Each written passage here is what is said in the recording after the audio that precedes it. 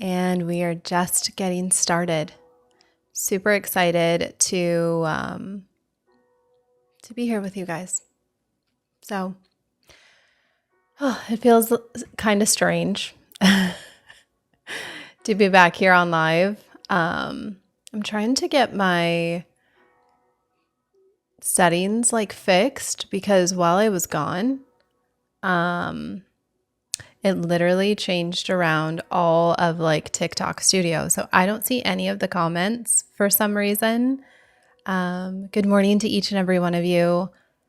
I can see them on this little screen, but it doesn't let me, I can't pop them out. So I'll adjust that here in just a moment. Can you guys hear me okay though? Good morning to each and every one of you. So where we're going today is there is a group of men in the Old Testament called the Levites, and their whole job was going to be handling the most sacred things in Israel's camp. But before a single one of them ever did that job, they didn't prepare it for themselves. Somebody else washed them. It was an entire nation that was they had actually physically walked up and put their hands on them and said without even saying a word, we see this and this is you now. Okay, they didn't earn a single piece of their own readiness is where we're going. That's not a metaphor. It's actually literally what happens to this group of men in this chapter that we're going to be opening up today here in Numbers 8. And by the time that we are done, I think that you're going to notice how much of your own life has been run on the opposite assumption, that you have to get yourself ready. You have to be the one to confirm yourself, to hold the whole thing up on your own, right? Numbers 8 is about to tell you that that's not actually how this ever worked, not even for the people whose job was going to be holiness. Okay, so good morning as you guys all came in. I missed each and every one of you. Feels a little off today. I can't really see anything, so it just feels like I'm just talking to myself. Because I can't see the comments really coming in, and I can't, my music sounds quiet. Can you guys hear it? Good morning to each and every one of you. I can't even see how many people are in here. I don't know why it changed around. It's driving me nuts though. It just feels like I am not getting to interact with you guys today. So good morning as you all are coming in. Yeah, I literally can't see anything. It's weird. Normally it's like this setting that I put off to the side, and then I can, I was trying to figure it out before I got live, before I went on the live, but it said something about how once you go live, you'll be able to see it, but I don't know. So it's kind of important for me to be able to see my comments as they come through. So if you guys will just bear with me for just a moment. As we're getting started, I did want to say this. I think that for a lot of you, you've been trying to feel ready for something for months, and no one ever told you that readiness was never supposed to come from you. So that's what we're going to be diving in today. As you guys are getting settled in, I want to know how your week has been, how things have been going, and just get settled in. But essentially, before we get started, I always have a question that I ask each and every one of you. When you think about something that you've been set apart or called to do, essentially, does it feel more like a job that you have to prove yourself, or something that you've already been given? So A, if it's something that you feel like you have to prove yourself, or B, something that was already given. Like you've already been given the readiness. Okay. I can't really see the comments as they come in, but we will get there. Let's see. Good morning. Good morning. I see some A's and B's. I can kind of see you guys, but my screen it's so far away that I'm not going to be able to show you or to see everything. Literally, I don't know what happened. I was gone a week and then everything changed. It's supposed to have like there we go. It's supposed to have a floating window on the side, and it's not. I don't know why it wasn't floating. Good morning. It's good to see you guys in here. I am using my blanket. My auntie got me a new blanket, and I said it was only mine to use in my office. So I am using it. Good morning as you guys are all coming in. We're just getting started. We're going to be in Numbers 8 today, and I'm just trying to get my screen all set up. It's kind of chaos right now. So we're going to do that. And good morning. Thank you guys for allowing me the week to reset and recharge. Somebody said, oh, you're starting law school this week. I pray that you have just the best time. I don't know how long law school is, but as you're navigating that, what a gift. It is good to see each and every one of you. Good morning. So I had a question for each of you as you're settling in. When you think about something that you've been set apart or called to do right now, does it feel more like a job for you? Or does it feel like something that you've already been given? It's 4 years. Well, I pray that it's beautiful, amazing 4 years for you. Good morning to each and every one of you guys as you come in. So in a minute, we're going to watch an entire nation lay hands on a group of men who did nothing to earn it. Okay. I'm a bit out of focus today. Okay. Let me adjust that real quick. That's what happens when you're gone for a week. I shouldn't have changed anything, but let's see what happens, okay? My chair and everything. Give me just a sec. I'm going to mute it really quick because it can be loud. I look clear to you. It's probably just like a hair out of focus. What do you guys think? It looks a little out of focus to me. It looks okay. It's clear? Well, if it's clear for a majority of you, then I won't. Okay. Then I'll just keep it how it is. But thank you guys. You're always looking out for me, and I appreciate it. So as you guys are still coming in, good morning, good morning. Oh, my mouse is going crazy. Good morning. We are getting through all the stuff today. So as you guys are coming in, we are in Numbers 8. Let me get readjusted because I fixed my seat. All right. At some point, I think that we've decided that if we didn't personally earn our own readiness, sometimes it doesn't count. And that belief has been running you into the ground, if you've been feeling like that. So I'm going to ask you guys in the chat, who confirmed your calling for you? Was it a person? Was it a moment? Do you feel like you're still waiting on that confirmation? When you think about the calling that God has placed on your life, was there somebody that spoke it over you? Did this moment happen where like everything changed for you? Or do you still feel like you're waiting? What would you say?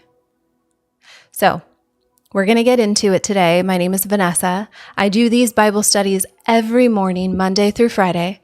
I had a week off last week and it was beautiful. It was hard, but it was a really good week. It was the opportunity for me just to kind of just be, to be present in the moment, to deal with some things. But I thank you guys for allowing me to do that. I call these Bible studies coffee and calling. I don't have my coffee and I am like, because I am trying to be off of coffee until I get my lab work done, just to see if it makes a difference and how it affects my stomach. And so I don't get to have the coffee, but I'll call it coffee and calling. I have my water. What are you all drinking? I usually like to ask you guys that because of that. And if this is your first time being here, here's how this works. So every weekday morning, Monday through Friday, we open God's Word together. I do it verse by verse. I do it in plain language. I do not expect you to have any sort of Bible background. I'm going to explain things as I go, and I'm not going to assume that you already know who the people are in Scripture or why any of this matters. So if you have never read a word of the Bible before today, you are in the right place.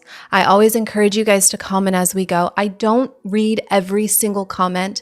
A Monster energy drink. I had to give up energy drinks too. Ugh. I was having a Lonnie. My husband used to be so big on Monster energy drinks. I don't always read every comment as we go, and there's a couple reasons why. I see them as they come in, but I don't always pause to read them. Sometimes I do. Sometimes you'll see me just go like squirrel. But I do that because sometimes when we're getting deep into scripture, I don't want to lose the moment. But I will say that it does matter to me when you guys comment and you have questions. If they're genuine questions, know that I will always get back to it. I have some incredible moderators who will highlight the question if I forget it. And if I just so happen to miss your question and I just like fly through the study, please ask again, okay? And if any of you are new, at the bottom left of your screen, we have replays. Okay. Are you talking about this? My candles? I always find it so interesting that you guys find candles interesting. Like, I think you're talking about this one, unless you're talking about my ring light. If you're talking about my ring light, I do it because my office is dark. But if you're talking about my candles, it just sets a mood, and I love candles. But I usually have that question at least once, which is so interesting to me. But if you are new here, there are replays for each and every one of you. If you have to hop off, or if you end up catching it a little bit later, I invite you guys to join our studies. Again, we do this every Monday through Friday. And if you are somebody who ends up watching these on the replay, I always say this for those of you, because you do. Good morning to you too. Everything that I say, it still applies to you, so don't feel like you've missed something. And I've noticed on TikTok, I've been on lives for a little bit. I don't tend to stay on people's lives for very long, but I was doing that over the weekend. And their feed tends to freeze. 2 suggestions for you if that happens on my live. Stay on, and usually it catches right back up, or scroll up and scroll back down. I'll still be there. Now, if this is your first time being here, can you guys say first time so we can tell you a real hello this morning? We want to welcome you into this community. These aren't just Bible studies every Monday through Friday. There's so much more than that. There is a heart behind all of it, in case you're wondering why we do this every single day. This isn't just about learning more information about the Bible. This is your first time this week, Cindy. I mean, your first time ever. This isn't just about learning more information about the Bible. It's about knowing God more, understanding who He made you to be, and then figuring out how to actually walk out whatever He's calling you to do, whether that's a next step that you're discerning, maybe it's a business that you're building, it could be a ministry that you're leading, or you're just trying to follow Him well in an ordinary season. That's what these Bible studies are for. Okay? Can you guys hear my music okay? And I welcome each and every one of you if this is your first time being here. So, if you're just now joining, I'm going to give you a quick catch up. Way back in Exodus, God set apart one entire tribe out of Israel's 12. They are called the Levites. Okay? They are to be the ones responsible for the tabernacle. The tabernacle is where God's presence dwells with His people in this movable structure as they go throughout the wilderness.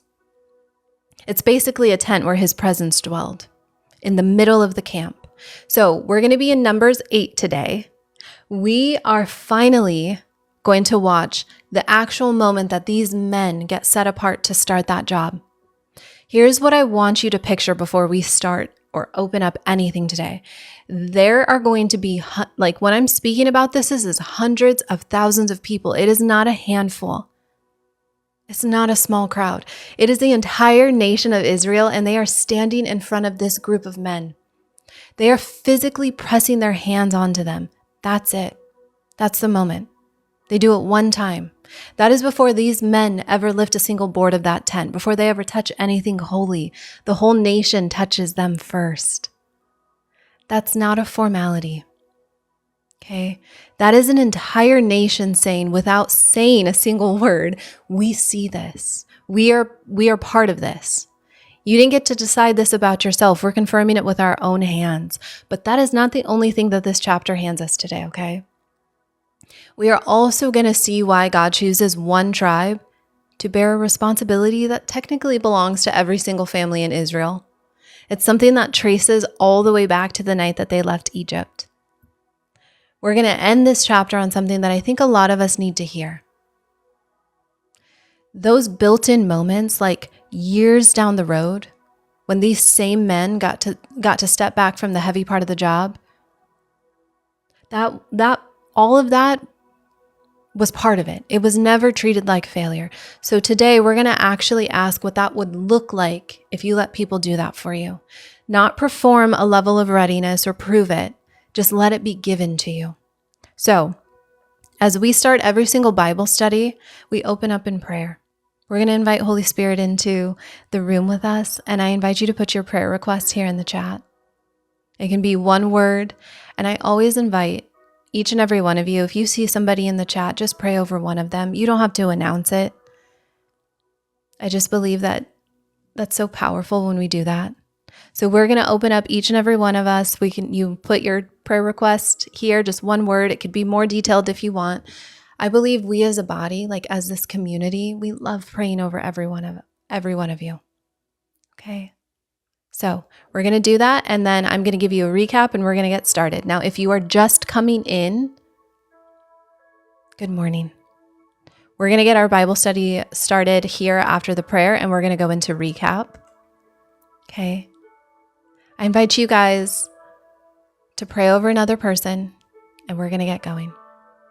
Heavenly Father, I pray that you fill this room today.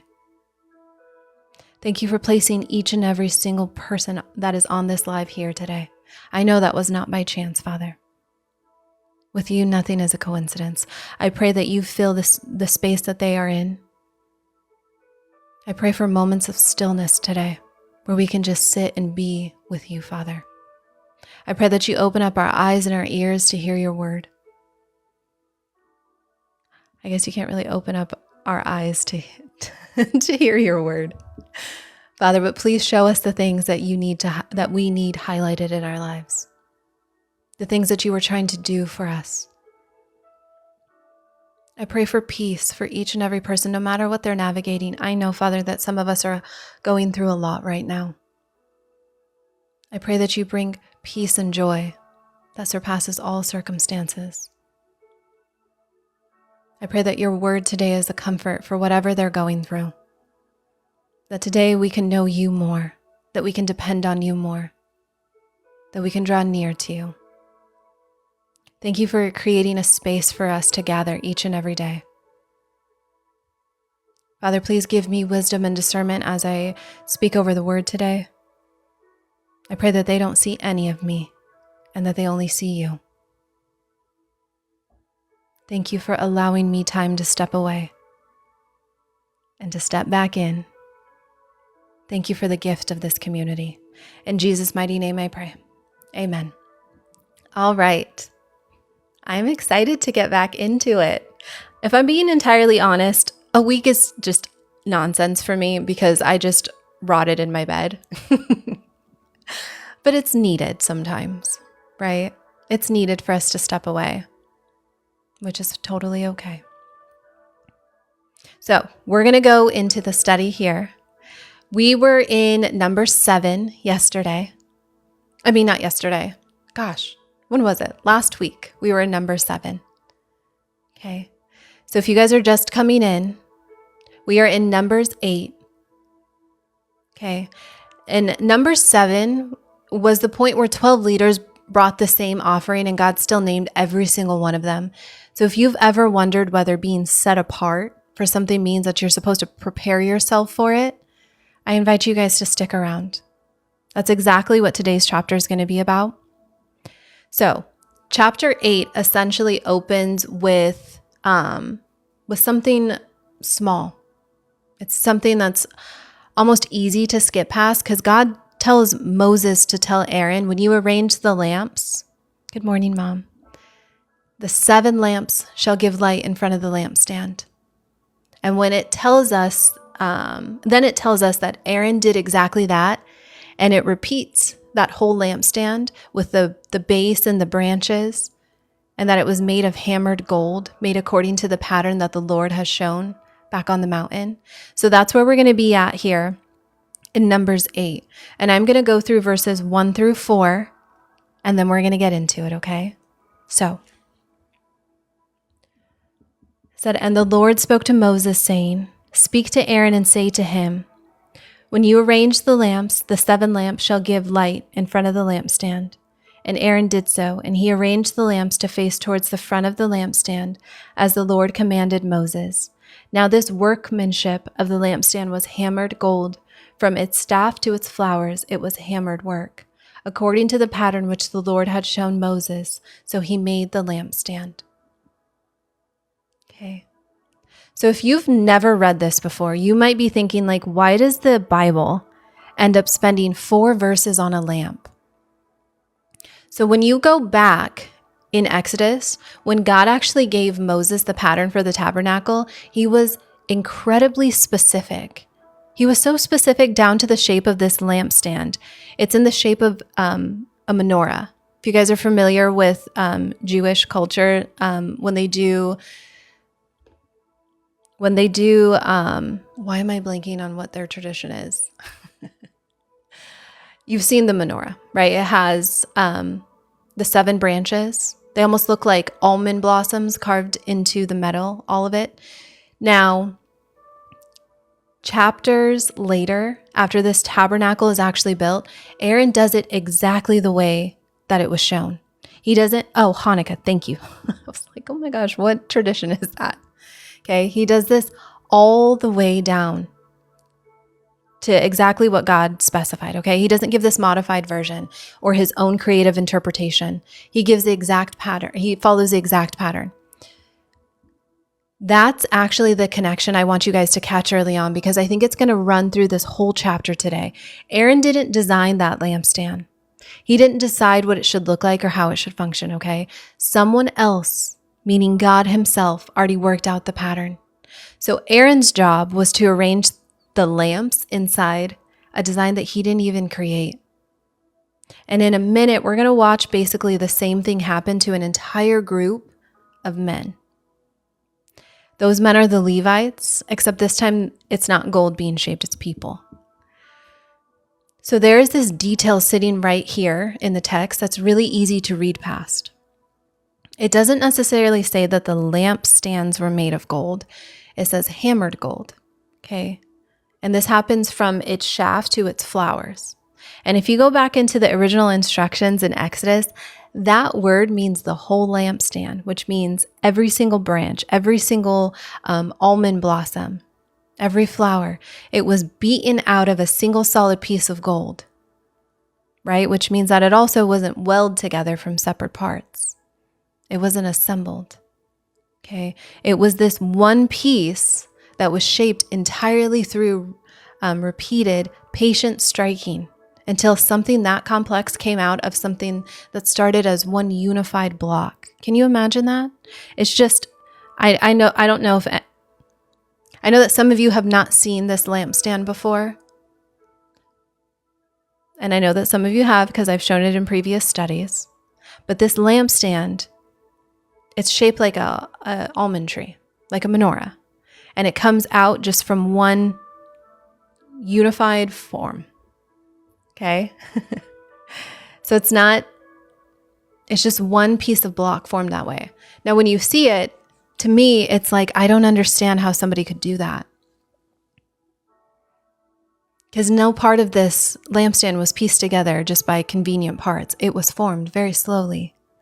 And it happened under repeated force. And that was out of one thing that became exactly what it was designed to be. Okay. I want you to notice something about what that lampstand was actually for, though. Its whole job was to give light.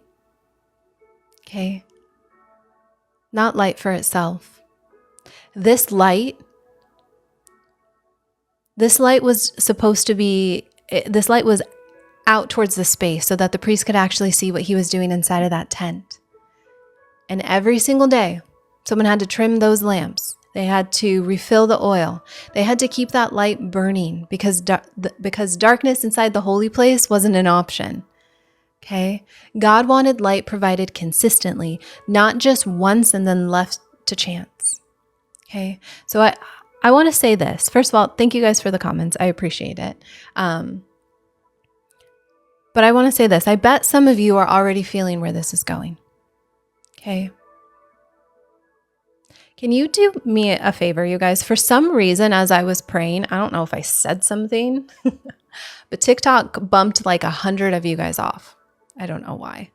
Can you guys do me a favor and share this live? I don't know why it did that. Because I say it bumped it off because that's a lot of people to leave all at once. And that doesn't typically happen. So I just want to make sure it's not suppressing it for some reason. And it just feels really quiet today, which I'm also not super used to. So is there anything going on with like my settings at all? Usually sometimes I notice that happening when my settings do that. Or like my audio sounds funny. Or maybe you guys are just extraordinarily quiet. It's glitching. I don't know that I can restart. Is it glitching pretty bad for you guys? Okay. Yeah, I know it's back to school. That's not that part. That's not what I'm concerned about. It's more so, it's not glitching for you? Okay. It's more so that it just bumped a bunch of people off. I don't know if you guys noticed, but it did. Okay. No glitching here? Okay. I don't know. I don't know why it's being like that, but as long as it's, okay. As long as it's good. All right. So how many of you guys have been trying to be your own light source, right? You've been trying to generate your own certainty about your next step, your own confidence.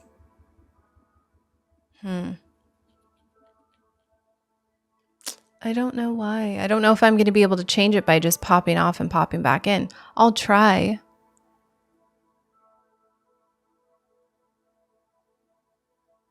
Okay. You're still trying to wake up. Okay. Let's try that. You guys stay right here. Okay. I'll pop off and pop back on. I'll check my internet connection too. And you guys let me know. Okay. But please come back on. Because if it's glitching for a majority of you and freezing, I just need to test my internet. Actually, let me see if I can do that while I'm here with you guys. Because sometimes it lets me. You can't repost. Does it allow you guys to share? I don't know what you mean. That you can't repost.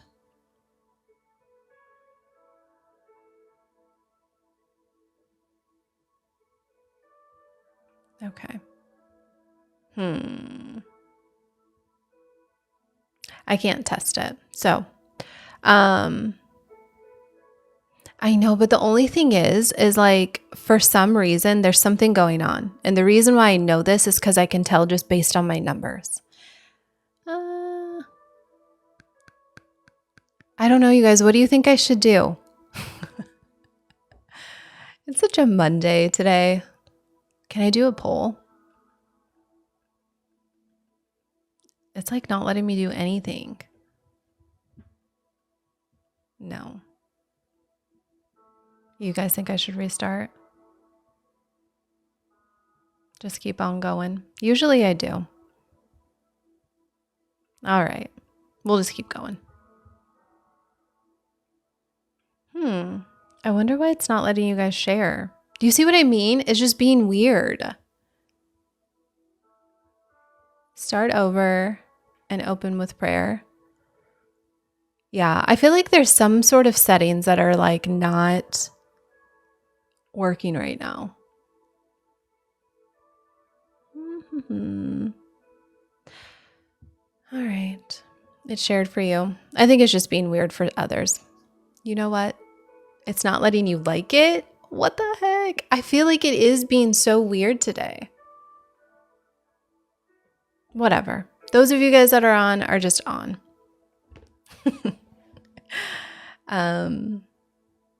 It's just like confetti. Okay.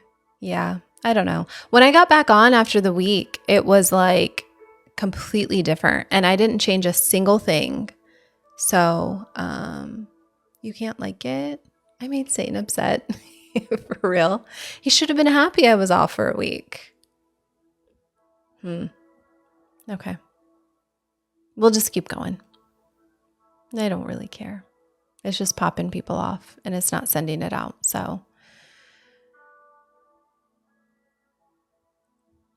I'll ask you guys this again, all right? When we think about this lampstand and how it was pieced together, not from convenient parts, right? It was formed. It was formed under this slow, repeated force.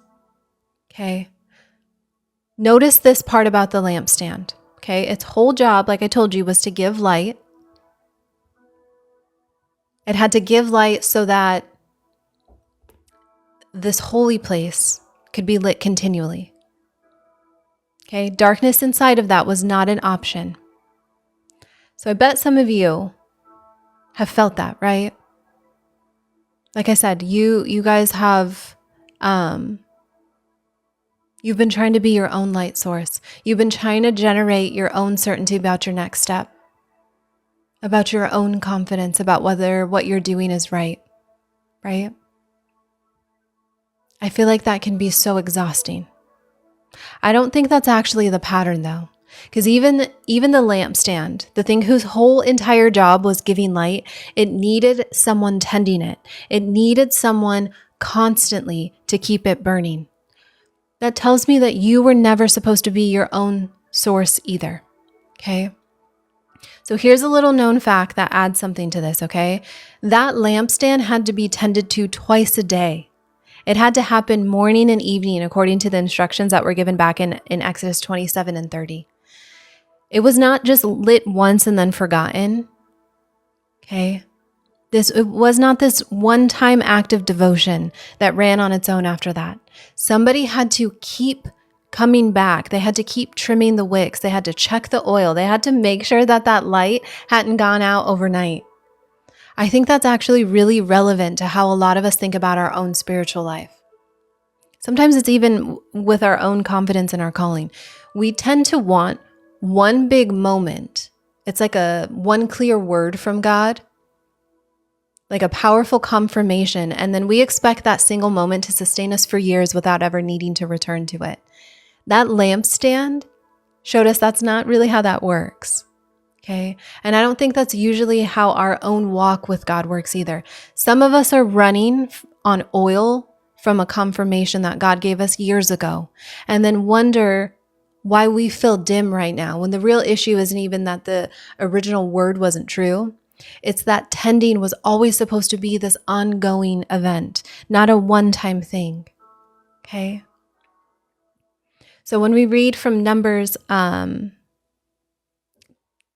in chapter 8, I'll read verses 5 through 13. It said, "Then the Lord spoke to Moses, saying, 'Take the Levites from among the children of Israel and cleanse them ceremonially. Thus you shall do to them to cleanse them. Sprinkle water of purification on them, and let them shave all their body, and let them wash their clothes so that, and so make themselves clean. Then let them take a young bull with its grain offering of fine flour mixed with oil, and you shall take another young bull as a sin offering. And you shall bring the Levites before the tabernacle of meeting. And you shall gather together the whole congregation of the children of Israel. So you shall bring the Levites before the Lord, and the children of Israel shall lay their hands on the Levites. And Aaron shall offer the Levites before the Lord like a wave offering from the children of Israel, that they may perform the work of the Lord. Then the Levites shall lay their hands on the heads of the young bulls, and you shall offer one as a sin offering, and make another as a burnt offering to the Lord, to make atonement for the Levites." Okay? So here's where the chapter is really going. like where it gets going, I should say. God tells Moses, take the Levites from among the children of Israel and cleanse them. Okay. And then he gets really specific about what exactly that cleansing looks like. I want to slow down because every step of this matters, okay? So in verse 7, it says, thus you shall do to them to cleanse them. Okay, so you have to sprinkle water of purification on them and then let them shave all their body and let them wash their clothes, right? And then he says, so make themselves clean. So he wants them to sprinkle water on them, let them shave, let them wash their clothes, okay? So every single verb in that sentence, it puts the Levites on the receiving end of that action, not the generating end. To me, that's almost like the grammar itself is doing the theology in here, because somebody else actually gets to sprinkle the water on them. That's water that they didn't end up drawing on their own. It was prepared by somebody else. And then it gets applied by somebody else's hands. Then when we get to the shaving and the washing, those are physical things that they do to themselves, right? But even that is a response to being told that they're clean enough to be made ready. Thank you for that. It's not something that just made them worthy in the first place, right? I think that a lot of us tend to miss that detail when we first read it. There were a lot of scholars who studied the ancient Israelite culture, and they pointed out that this full body shaving wasn't a small ask. So in that world, when you shaved your whole body, your head, your face, everything would have been a significant, visible, almost startling change, right? Imagine if I shaved my whole head and my eyebrows.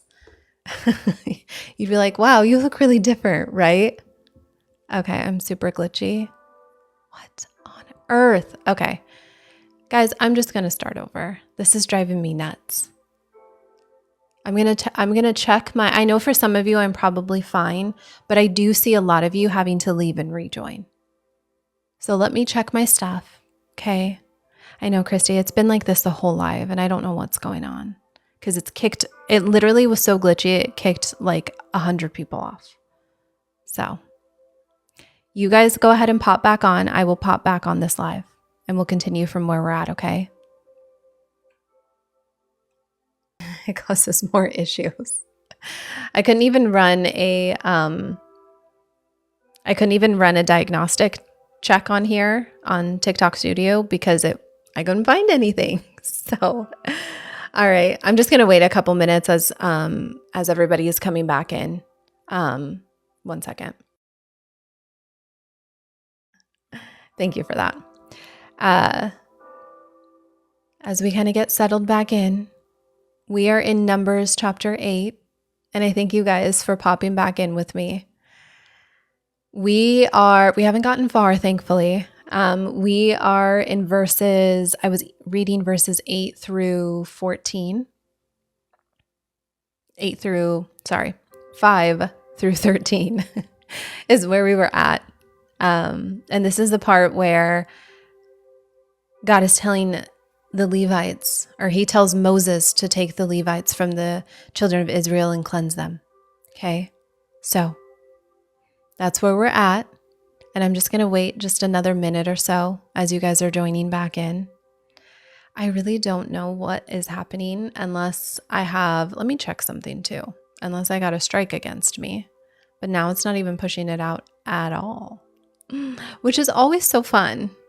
It's always so fun for me. Let me check my live center, because if I have something against me, I can't even pop out and pop back in. So we'll see what ends up happening. How is your guys' morning going?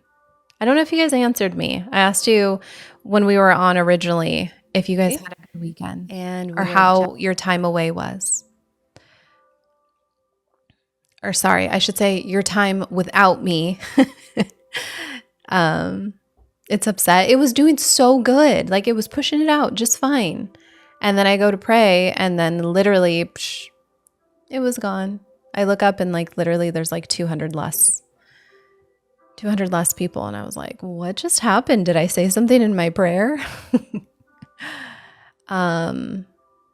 No, I don't know. I can't see any of my analytics, I guess. It's being so picky today. Okay, there we go. I don't. I think it's just the glitching. It was mixed, but it turned out good. Good. Can I say a prayer for Hayden? I will. I definitely will. Are you guys familiar with Hayden Panettiere? I think that's who you're referencing. And her passing. I don't know if she was a believer. Hopefully she was. I wasn't really too familiar with her. But I can definitely say a prayer for her. We can pray in this study as well again as we kind of get started. So, Heavenly Father, I pray that you bring peace to this room. I pray that you give me wisdom and discernment as I navigate this study today. Father, I pray that no weapons formed against us shall prosper, that who is meant to be in this live will be here regardless. Father, I pray for Hayden. I pray that she was a believer and she finds herself with you in heaven today. I pray for peace and comfort over her entire family. Father, I know that we don't know the details of what happened, but I pray for truth.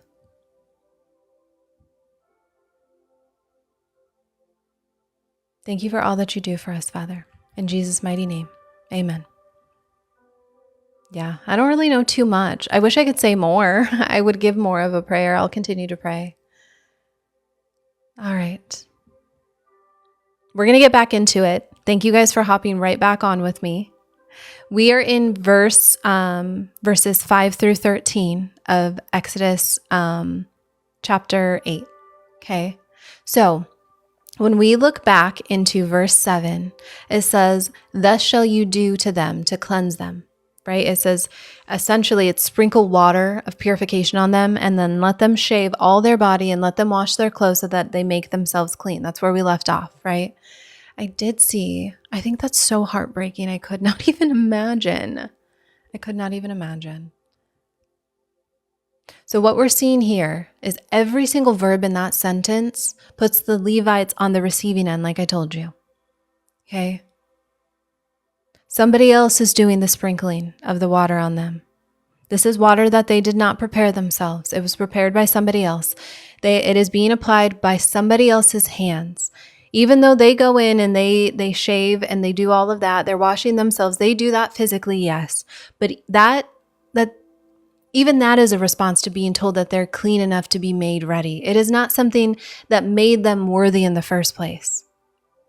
Okay? That's where we left off. So, what I was telling you is that a lot of people read past these two bulls that we just spoke about.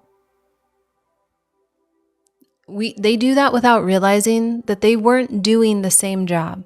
So what we see here is one bull has the grain offering, and it functioned as a burnt offering, and it is entirely consumed, and it is a total picture of surrender.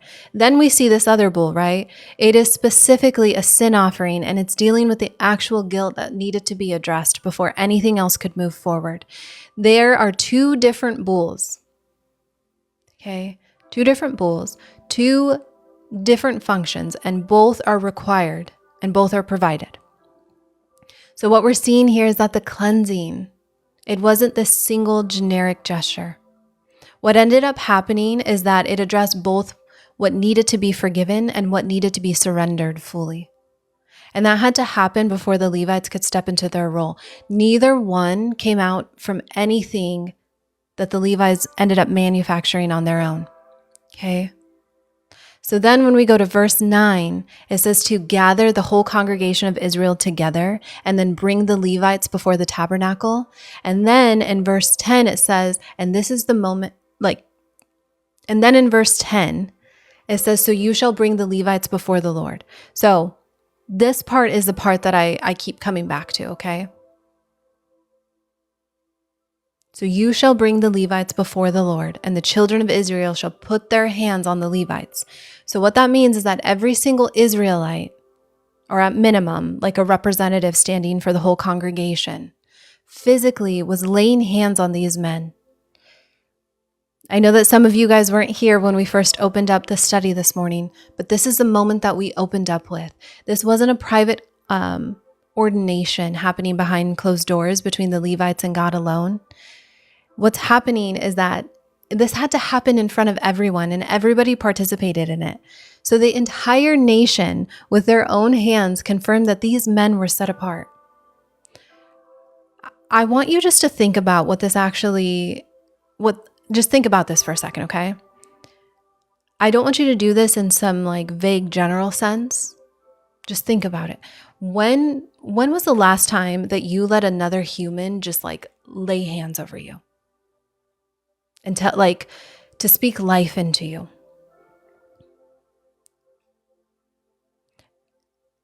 When was the last time you just surrendered fully what God, like anything that God has placed in your life? You were like, I'm surrendering this to you fully.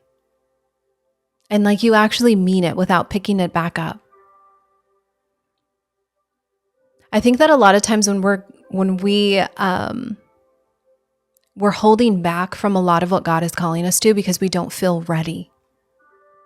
And somebody else can sit there, like I can sit here and tell you, like, surrender it to Him.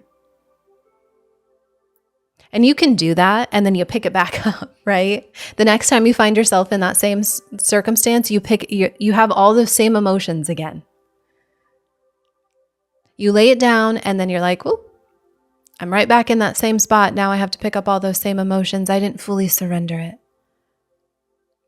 I don't really feel ready for this. Okay? I get that.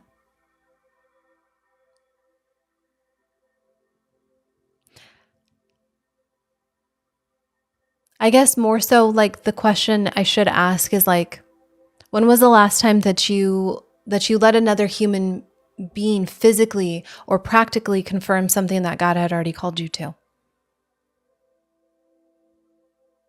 I think that God makes it very clear when it's something that we need to surrender and praying to Him and say, Father,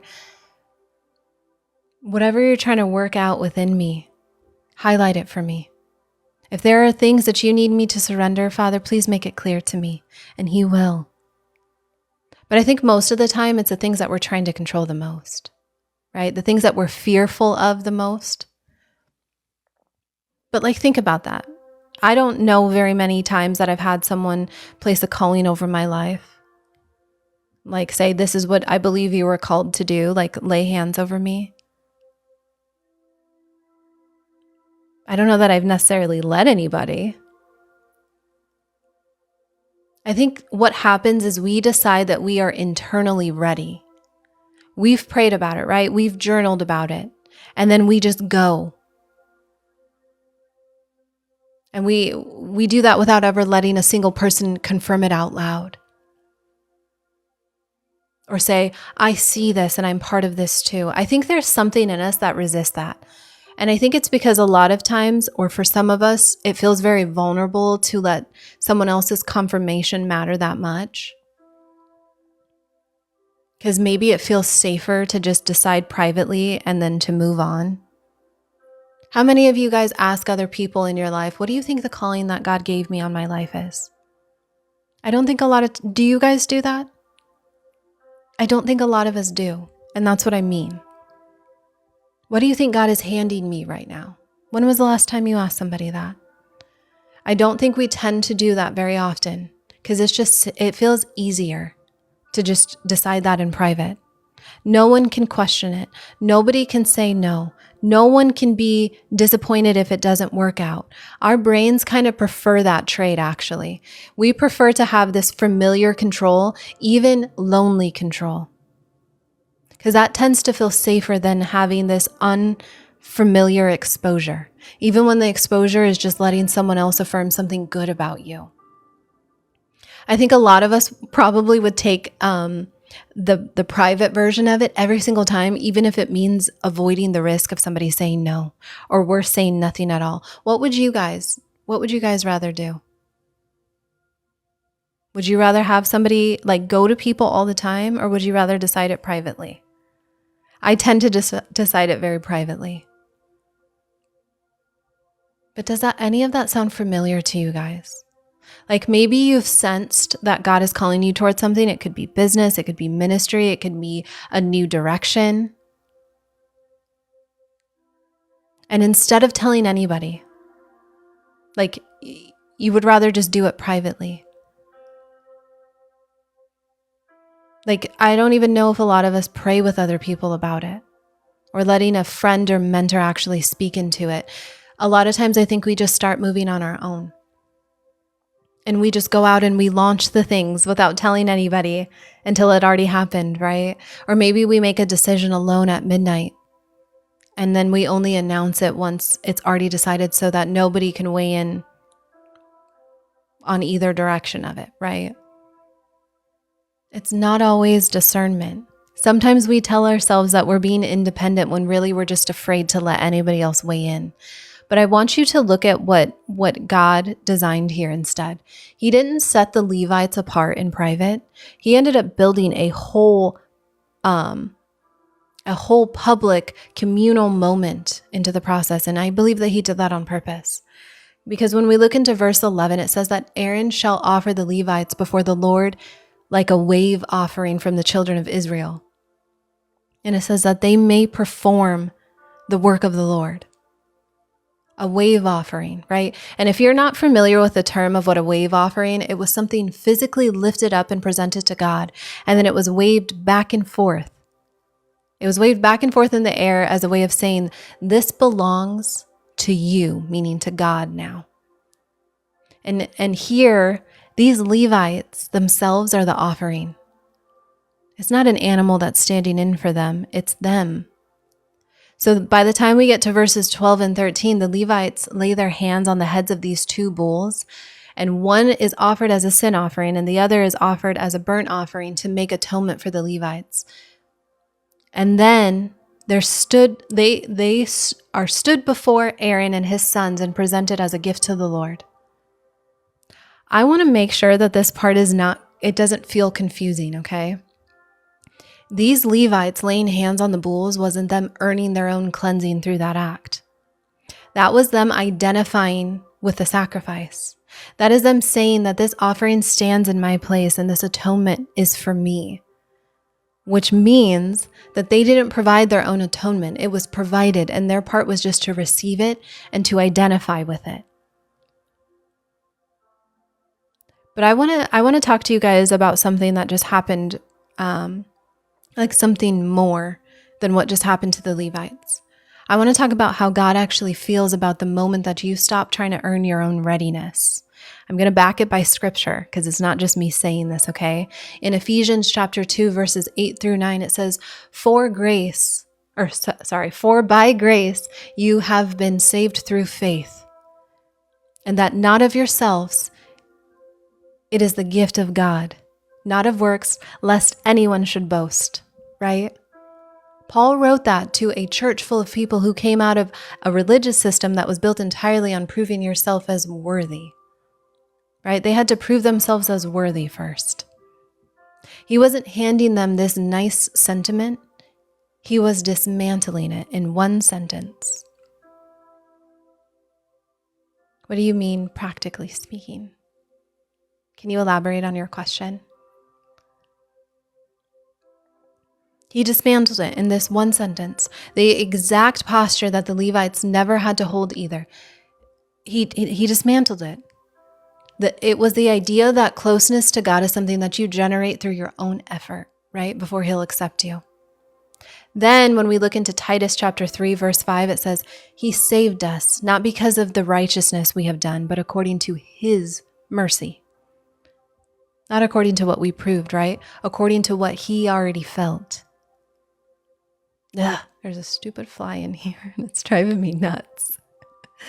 Okay, I want you to think about what that means for you today.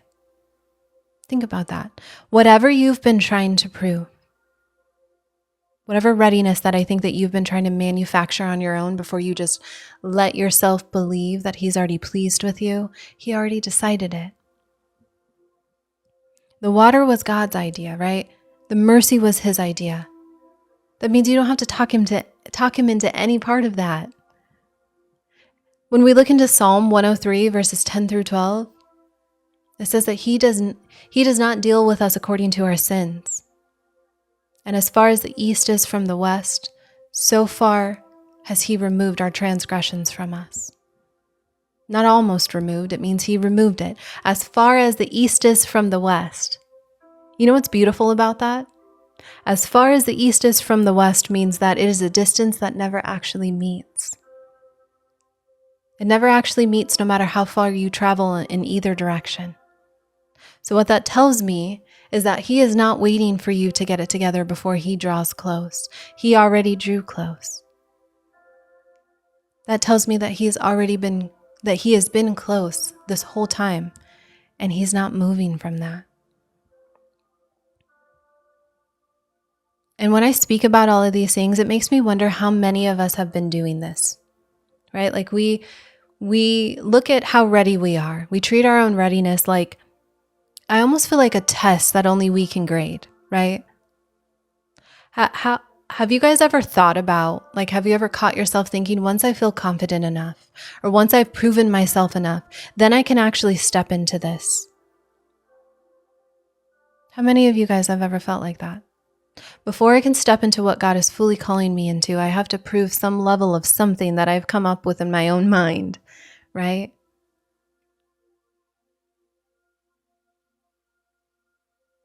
If that's you guys, I want you to notice what just happened in this passage. Because these Levites, they didn't feel their way into readiness. It was given to them. And then they walked into the work. It was given to them and then they walked. But it wasn't something that they had to manufacture on their own. Okay, so if you guys are just joining us, we're in Numbers chapter 8. We are watching this group of Levites get consecrated for the service in the tabernacle. So far we have seen that the water that cleansed them wasn't water that they drew themselves. And the confirmation that set them apart wasn't something that they gave themselves either. It was the whole congregation. Okay. It was a whole congregation physically laying hands on them. So if you've been somebody who's been gripping your way towards feeling ready for something that God already called you to, that's exactly what we're going to keep unpacking today. And I want to check in with you guys. Has it been glitchy? Has it been glitchy today?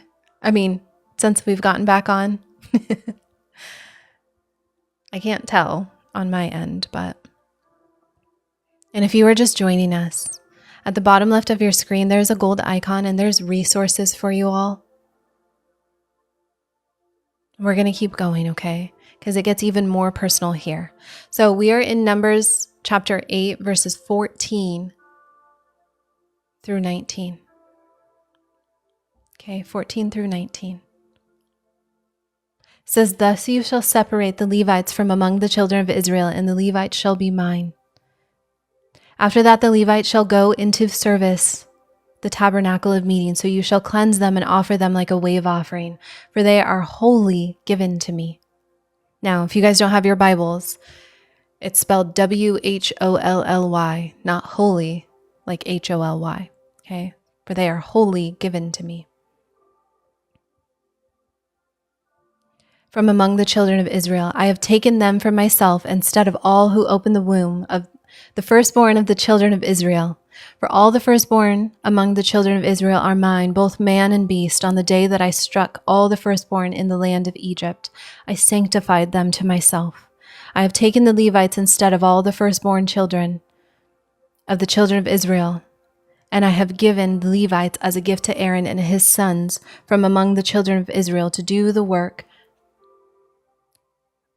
What is the next word? "For the children of Israel in the tabernacle of meeting, and to make atonement for the children of Israel, that there may be no plague among the children of Israel when the children of Israel come near the sanctuary." Okay, so This next section is where the chapter actually tells us why any of this mattered in the first place. And I think it's actually the part that hits hardest when you actually understand it. So when we look into verse 14, it says, "Thus you shall separate the Levites from among the children of Israel." Okay. And the Levites shall be mine. And then when we look into verse 16, it talks about, "For they are wholly given to me from among the children of Israel." He also says that I have taken them for myself instead of all who open the womb. The firstborn of all the children of Israel is what that says. So if you don't know the backstory here, this verse sounds like a random legal statement. So I want to back up. When you go back into Exodus on the night of Passover, right before Israel leaves Egypt, God's final judgment on Egypt is that every firstborn son in the land, human and animal, every firstborn animal would die unless that household's home was covered by the blood of the Passover lamb. Okay? That meant that every firstborn Israelite son survived that night. And that happened because of this substitute, right? It was a lamb, and that was the lamb whose blood covered their doorframe. Because of that night, God said that the firstborn of Israel, both people and livestock, belonged to him. They belong to him specifically from then on. This is not a punishment, okay? He is acknowledging it. So every firstborn Israelite son was alive because of something that died in his place. That fact was never supposed to be forgotten. Their very lives were the result of the substitution. So what we're seeing here in Numbers 8, God says something remarkable. This is God speaking to them. Okay? God says something remarkable. So instead of requiring every single firstborn son in every single family across every nation to personally serve in the tabernacle for the rest of their lives, he takes one specific tribe, which is the Levites. And he says that they will stand in for all of them. For those of you that are familiar, and if you are not, I invite you guys to watch the replays on this. But when we go back into earlier chapters of Numbers, when we spoke about where all those tribes were stationed around the tabernacle, you remember that the Levites were closest to the tabernacle itself. They were stationed there. They were set apart, right? They are the ones that are standing in for the entire nation of the firstborns. So this one group carries that sacred obligation that the entire nation technically owned. Does that make sense to you guys? This one nation was acting as, they were carrying that obligation. One of the things that I do in our Thread Bible study, which is our monthly Bible study, is I ask you guys if this makes sense. And so I was like, I should probably do that when we're on these lives and allow for questions. Do you guys have questions over that? Because I want to make sure this hits home for you all. Okay. This one tribe among the 12 was set apart. You guys are so quiet today. Sometimes I don't mind it. I feel like being back, I don't like it. Thank you for answering, Letty. It just feels weird when you come back into it and it's just like, feels like I'm talking to myself. Because I can see people joining and that's great, but I feel like it's just so different.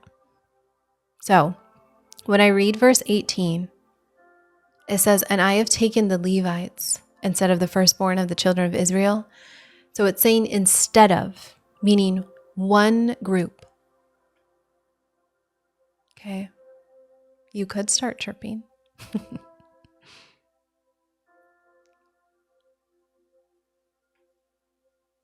Okay. It is one group and they were in place of everybody else. So I want you to think about what that actually meant for an ordinary Israelite family, okay? It is a mother with a firstborn son, and she didn't have to send her son away from her now, away from his family, away from his ordinary life to go live inside of the tabernacle system for the rest of his life. That's because the Levites existed, right? And because God appointed them to bear that role instead. But because of that, that mother got to keep her son, and her family's sacred obligation still got fulfilled. Not just by her personally. Okay. So good morning as you guys are coming in. We are in Numbers chapter 8. Because of that sacred obligation, it was still fulfilled. She still got the opportunity to keep her son, and he didn't have to go and do any of that. I think that is such a specific personal picture of how God actually designed community to work. It is not every single person bearing every single sacred obligation personally and individually. It is an appointed group. It is an appointed group who is taking on a specific responsibility so that the load doesn't sit on every individual family alone. So there's a detail that I think is so worth understanding here, because it does deepen this even more. Okay. So I want you to notice in verse 17, because it specifically says, because all the firstborn among the children of Israel are mine, both men and beast, on the day that I struck all the firstborn in the land of Egypt, I sanctified them to myself. This is God speaking, okay? God isn't just saying that he owns the firstborn in some abstract legal sense. He's tying it directly to a very specific night. It is a very specific act of judgment for a very specific act of rescue. So that means that every firstborn Israelite that is alive after that night was alive because of a substitution that already happened. It already happened once. And now, generations later, God's setting up a second substitution. That is the Levites that are standing in for those firstborn sons, so that the original rescue keeps being honored without every single family having to personally reenact it forever. It is a substitution stacked on substitution. And every single layer of it is initiated by God, not just requested by people. And if I'm being entirely honest, I think that some of us have lived like we're the only firstborn son in this story, right? Like every single sacred obligation, every ministry need, every family responsibility, every piece of the mission has to be personally, individually held up by us, right? Or it doesn't happen. Have you guys ever found yourself in that place doing the job of an entire appointed group by yourself? And you're doing it by yourself because you never let anyone else be like the Levites in your life? Like you never let other people stand in for you? I do that all the time. I do that all the time.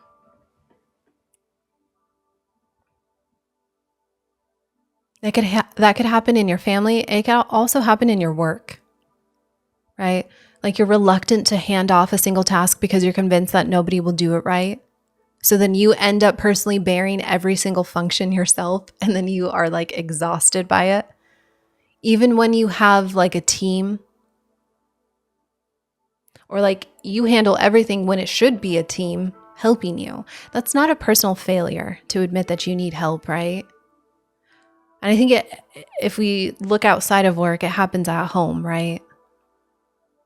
You're a mom who won't let anybody else bear the household because somebody else, because you decided somewhere along the way that if you were to ask for help, it meant that you weren't handling your job well enough. Or for some of you have ministry. Some of you do Bible study. Some of you lead women's groups. Some of you serve in your church. Maybe some of you have an actual ministry. And you feel like you are the one running the whole prayer chain, and you're coordinating meals for every family in crisis, and you're teaching and you're planning and you're praying because you can't imagine appointing anybody else. You can't imagine appointing anybody else to bear pieces of it alongside of you. If that's any of you, I want to give you a fuller picture of what this actually looked like for a real family. Because I don't want this to just stay abstract. I want you to picture a mother in Israel with her firstborn son, okay? So in a world without the Levites, if the full weight of that sacred obligation sat on every individual family, that mother would eventually have to release her son into a lifetime of service inside of this tabernacle system. And it was going to be away from her. It was away from the life that she imagined for him. Okay? But instead, because of what God appointed, an entire tribe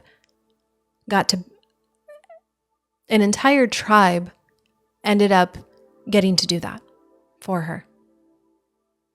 God appointed an entire tribe to bear that role, and she got to raise her son at home. She got to teach him. She got to watch him grow. She got to keep her family intact, and she got to keep the sacred obligation that her family still got that obligation fully honored. Okay, just because it was just bore by somebody else's hands. That is not God lowering the bar. That is God designing community so that no single mother had to personally absorb something that was never meant to sit in one household. I think this shows up in more places than what we usually notice too. Like a woman that's running and growing a business who won't hire, who won't delegate, who won't let even like a single task leave her own hands, because I think somewhere she decided that she's not the only, like if she's not the only one that's personally doing it, then it doesn't really count as like a faithful stewardship, or like it's just not going to get done correctly. So she ends up answering emails at midnight, and she's doing her own bookkeeping, and she's just probably doing it badly instead of handing it to somebody else who's actually gifted at it. And she's packing every single order, because if she hands any piece of it over, it feels like she's admitting that she's not enough. I don't think that's a more devoted woman. And listen, I understand that sometimes you just have to do all of it because you can't afford to. But there are women who can, and they choose not to. And I think that's a woman who is trying to be her own entire tribe of a Levite, instead of letting God's design, which is other people who are appointed and gifted for specific pieces, actually function in the way that it was built to. And for some of us, that's leading in your local church, right? And you're convinced that if you don't personally show up for every single need, every hospital visit, every meal train, every prayer request, you're failing the people that you love. And you never ask anyone to take a piece of it, right? You just, you never let somebody else be appointed alongside of you, and you burn out. And it has nothing to do with your level of faithfulness, but more so because you're trying to be a whole tribe by yourself instead of one member of it, right? But I have to say, that's not just in business or ministry either. For some of us, that could be in parenting, right? Refusing to let your spouse or a grandparent or even a trusted friend take a piece of the load because somewhere you decided good moms have to do it all themselves, right? That could be in your friendships, where you're the one everybody calls, and you've never let someone else be the person. You've never let someone else be that person to show up for you. It could even happen in your own spiritual life. It could be in those moments where you feel like you have to personally guarantee every single insight, every single breakthrough, every answer, instead of letting other believers and teachers and communities actually function as the body that God designed them to be. I don't know where that shows up for you guys, but wherever it does, I think that pattern's the same. God built distribution into the design on purpose, right? Refusing it it's not extra faithfulness. A lot of times it's just exhaustion. It's exhaustion, and then we end up convincing ourselves that if we push through alone, that's what faithfulness is supposed to look like. You know what? I love that comment. And it makes me think, you said, I'm used to doing everything. You said, I'm used to doing everything myself.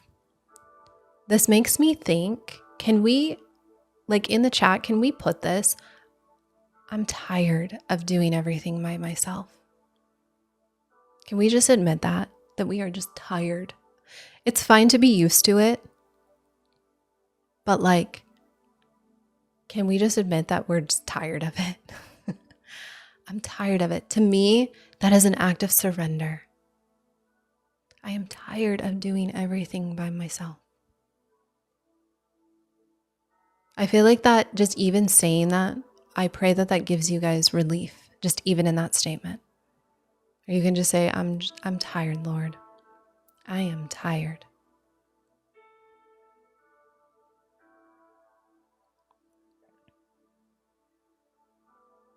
I can tell you personally, I have experienced that, right? Just being so tired of doing things on my own or thinking that I'm doing it on my own. When in reality, what it was is I was never alone. I was trying to control every part of it. And you know what I had to do? All I had to do was lay it down and tell somebody else. And you know what they did? They came right up and they helped me. And it wasn't just one, it was my family. Because I absolutely believe that God places people in your lives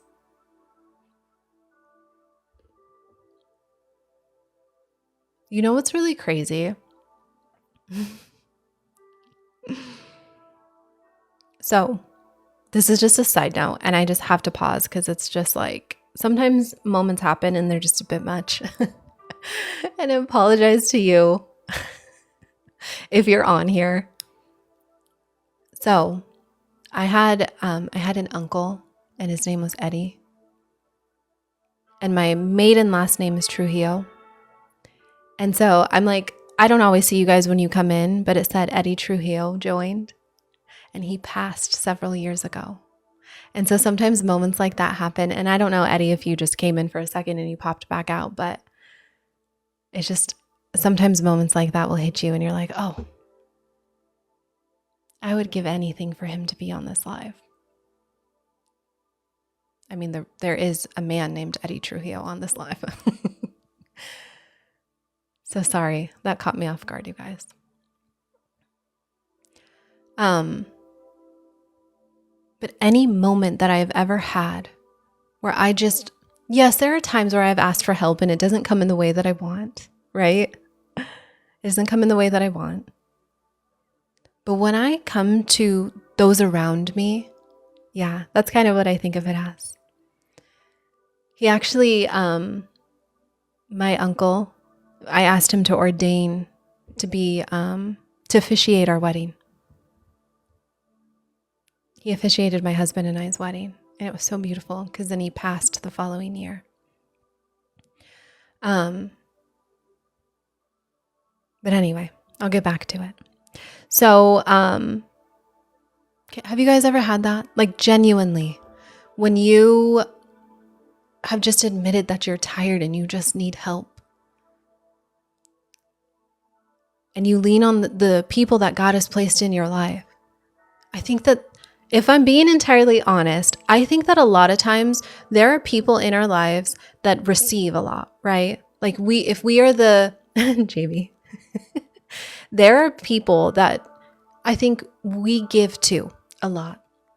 And I think what ends up happening is that they just get so used to it, but I think it's a very vulnerable place for them to be in. And they're so used to some of us being the strong ones. And we don't ask for help. But I think a lot of times they're waiting. Like they want to help. They want to be those people to step in and help you.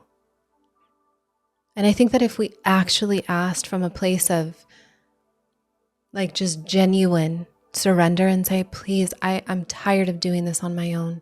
Can you please help? Now listen, I can say that, and I know some of us have, I am not, thankfully, but I know that some of us have people in our lives that just, you have said that, and it hasn't changed. But I don't think that God just puts one person in your life. Okay. And there are other people that are waiting. They're waiting to be that person for you. Have you guys ever experienced that? I think the thing that tends to come up the most, if I'm being really honest, is like our spouse. You can tell your spouse, I'm tired. Can you please? I'm tired. And they're like, and they just don't do it. That's the one that probably is the most reluctant, if I'm being just so real. But there are other people that will come and help you. I believe that. Okay, thank you for that. I got it on Amazon and I have it in 2 colors. And you can always watch the replays of this too. I know that some of you are joining and you joined late. I had to stop the live and then restart it because it was glitching so bad. And if that happens, I think it's good now from what I've discerned. I think it's good now. But if it starts to get like really glitchy, swipe up and then swipe back down and I'll still be here. Okay, and you can catch any of the replays if you need to. There at the bottom left of your screen, there's a gold icon. Okay. I want to look at verse 19 in this of Numbers chapter 8. We'll just look at it for a second because it adds one more layer to this. It says, and I have given the Levites a gift to Aaron and his sons from among the children of Israel to do the work for the children of Israel in the tabernacle of meeting and to make atonement for the children of Israel so that there shall be no more plague among the children of Israel when the children of Israel come near to the sanctuary. Okay. I want you to notice how many times children of Israel comes out. How many times it gets repeated. Sometimes when that happens, I'm like, did I actually reread that verse again on accident? But it's intentional here. I think that God's making sure that we understand that this is not just an administrative decision that is benefiting the Levites, because it benefited the entire nation. The Levites were doing their appointed work, and it was their appointed work protected everybody else. So when one appointed group faithfully bore what they were given, the whole community was safer for it. Okay. So before we move on, I want you to hear what God is actually saying to this version of you who has been trying to be everyone else's whole support system by yourself. How many is that of you that I'm speaking to right now? That you have tried to be somebody else's support system by yourself? Okay. You're trying to be what a whole tribe should be. I want to know who that is today. I'm going to get a drink while I do that. And I'm going to mute because you guys don't get to listen to me drink.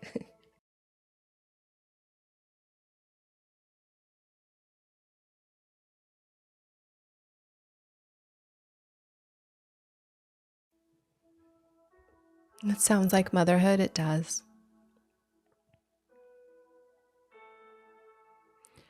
So, Exodus 18, it tells the story of Moses before any of this, right?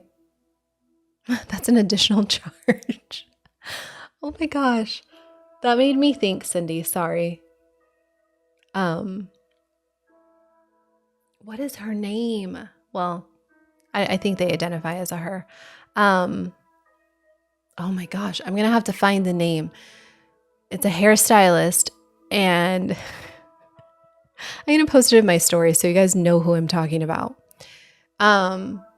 She is a hairstylist, and it is so funny because whenever she's doing the voiceovers for her TikToks, she talks about how like the person wanted them to curl her hair or their hair. And she's like, so I had to charge them an additional $5 million. I don't know if you guys are even going to know who I'm talking about, but that's what this makes me think. And when I put it in my stories today, you guys are going to be like, oh my gosh, that makes so much sense. But I should charge you.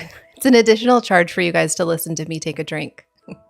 And I say that because for those of you guys that are always on my lives, you know, like I didn't know you guys could like hear me when I was taking a drink, and it's so loud. And I'm like, you guys don't get to listen to me do that anymore. It's ASMR, and like it's an additional charge from here on out. So that's just what that made me think of, Cindy. That's what my brain does. But anyway, when this person does it, they say it in like the funniest way. And I wish I could recreate it. And I wish you guys knew who I was talking about so that it would click. But yes, we'll get back into it. Sorry, squirrel. That was a squirrel moment right there. So I want you guys to go back with me. No, it's not Brett. I don't think that's what their name is. They're a hairstylist. You know who I'm talking about? They're like, it's going to be $5 million. It's not James Charles. No, I would not think James Charles was funny. No. It's like Slayer. What is it? Like Hair Slayer? I think it's the Hair Slayer. I think that's the name. Oh my gosh, it's so funny. I don't even know why. That's like my sense of humor for some reason. So I want to say that's who the name of it, their TikTok name is. So yeah, I'll share it in my stories and you guys will have to go watch. But anyway, go back to Exodus 18 with me for a minute. Okay. Because Exodus 18. So I'm speaking to those of you that feel like you need to take on everything on your own. Okay. So we're going back to Exodus 18. It's going to tell the story of Moses before any of this. Okay. So he is sitting alone from morning until evening, and he is judging every single dispute for the nation by himself. Okay. And he does this until his father-in-law, Jethro, watched him do it. And he says, this is not good. This is not good. Surely you will wear yourself out. And then Jethro told him to appoint capable men to bear the pieces of it so that Moses wouldn't collapse under something that was never his to hold alone. That is the same heart behind what we are listening to right now, what we just watched God do with the Levites, because he is appointing a group, not a single individual, it is a group. And he's saying that no single family should have to bear this sacred obligation by themselves. He understood the weight of it, and he said, I don't want you to carry it alone. You know, it's so crazy to me how often God says that. How often he paints that picture for us in scripture. For my yoke is easy and my burden is light, meaning that you don't have to carry that on your own. Then when we look into Galatians chapter 6, verse 2, it says this, I feel like even more directly, bear one another's burdens and so fulfill the law of Christ, right? Letting someone else help hold what's heavy. It was never framed into scripture as a point of weakness, right? It was framed as this act. It's an actual law of love in motion. Then when we get to 1 Corinthians chapter 12, verse 14, it says that the body is not one member, but many. So what that means is that God did not design one part of the body to function as the whole thing. He designed hands and eyes and feet, and each one of them was doing their own piece so that the whole body could function the way that it was actually built to. You know what I find to be so insane to me? Like it literally blows my mind when this happens. For those of you that have been on my studies for quite some time, you know that we are just going chronologically through scripture, okay? I don't skip a verse. I don't skip a chapter. I skip days sometimes, but I always come back to the verse. Obviously I know what study we're doing, but I don't know when we're going to be in each chapter way ahead of time. So I can't time this at all.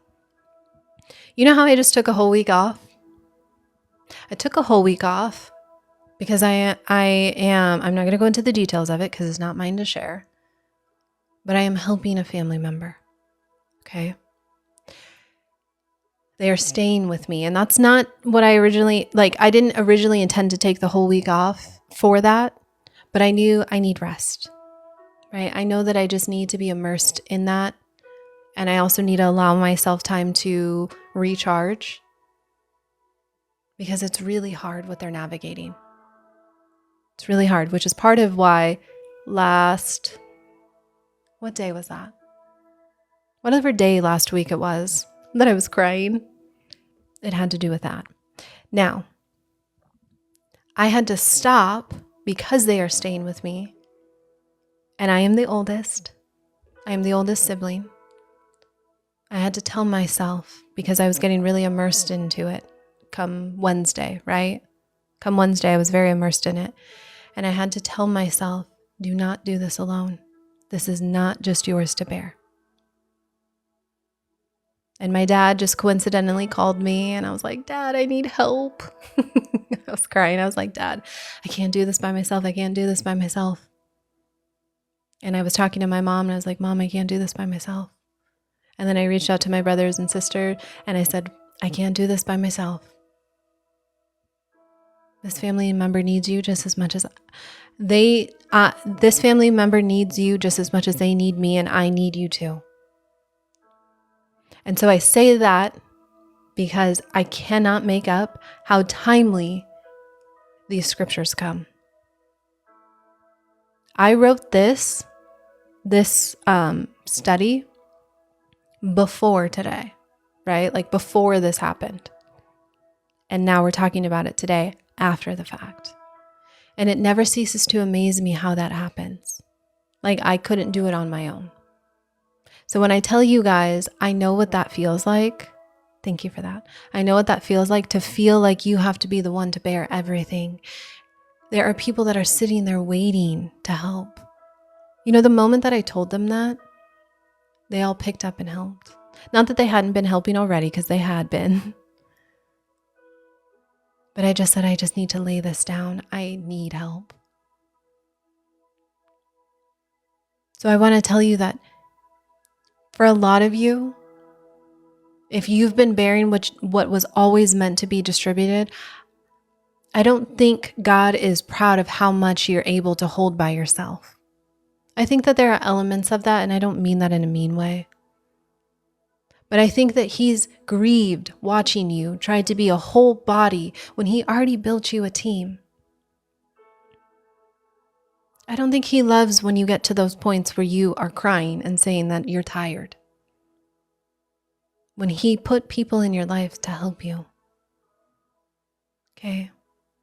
You were never meant to be the whole thing. Now I believe you are all the things, and you are incredible. And you are so much more than what I can express. But I don't believe that you were meant to do this by yourself. Okay? You were meant to be one part of something bigger than you. Okay? And I think that you were meant to be held up by hands that you were never supposed to refuse. Can I ask you guys too, for those of you that I've asked, how many of you are just tired? Now in that same sentence, how many of you have refused the help? People will come in and they'll say, let me listen. You know what my mom asked me today or yesterday? She goes, hey, I'm going to pick up Zane from school tomorrow. And Zane is my oldest. And I said, awesome. You know what I almost did? I almost said no. Well, I kind of did. I said, she goes, I'm going to pick up Zane from school tomorrow. And I said, oh, that's so sweet, but you don't have to do that. That's me refusing the help. And you know what I did in that next sentence? I said, I'm not going to take that time away from her. I'm going to take that time away from her and my brother. And I said, okay, Mom, you can pick him up because it really does help me. And then she goes, I'm going to pick him up all week. And I said, Mom, you don't do that. But if you want to, you can. And she said, okay. So I want to ask you guys, how many of you, people step in and you say, nope, it's okay. Thank you. I really appreciate that. It's really hard for you to receive. I do that with you guys here on TikTok. Sometimes you guys are like, Vanessa, let me send you something. I really want to send you something. And I'm like, no, thank you. No, thank you. I appreciate it, but no, thank you. I even did that with my moderators. I had moderators come to me and I said, no, it's okay. I refuse to help. And then I sit and wonder why I'm so tired. And I'm done. I'm done doing that. It doesn't serve me and it doesn't serve anybody else. I don't get a gold medal for taking on the most, right? It does me the disservice. It also disservices the people that are trying to come in and help. I don't believe that God sees you the way that you've been treating yourself either. Like you're the one you're the only one who can be trusted to hold this up. I don't believe that he sees a woman who's failing every single time she lets something rest on somebody else instead of just doing it all herself, right? I believe what he sees is a woman who has held far more than what you ever should have had to, probably without ever even saying a word about it, for longer than anyone around you has ever even noticed, because they're used to it. I am going to challenge each and every one of you because I know how hard it is. How many of you are going to take me up on this challenge? Okay, I'm going to tell you and then you can tell me if you're going to take me up on it. The next time somebody offers something to you, you accept it. It could be cooking dinner. It could be getting the mail. It could be picking your kid up. I don't care what it is. You accept it. I'm going to challenge you the very next time. Unless obviously it's just ridiculous. How many of you are going to take me up on that? Jamie, you better. You better take me up on it. Yep. If they stick to their word. That's usually the hardest part. I will say this too. A lot of times I think the reason why some of us that don't accept the help is because we have been in a place where we've asked for help and they say they're going to do it and they don't do it. That's on them, not you. Don't let that change you. Please don't let that change you. I know that it probably has.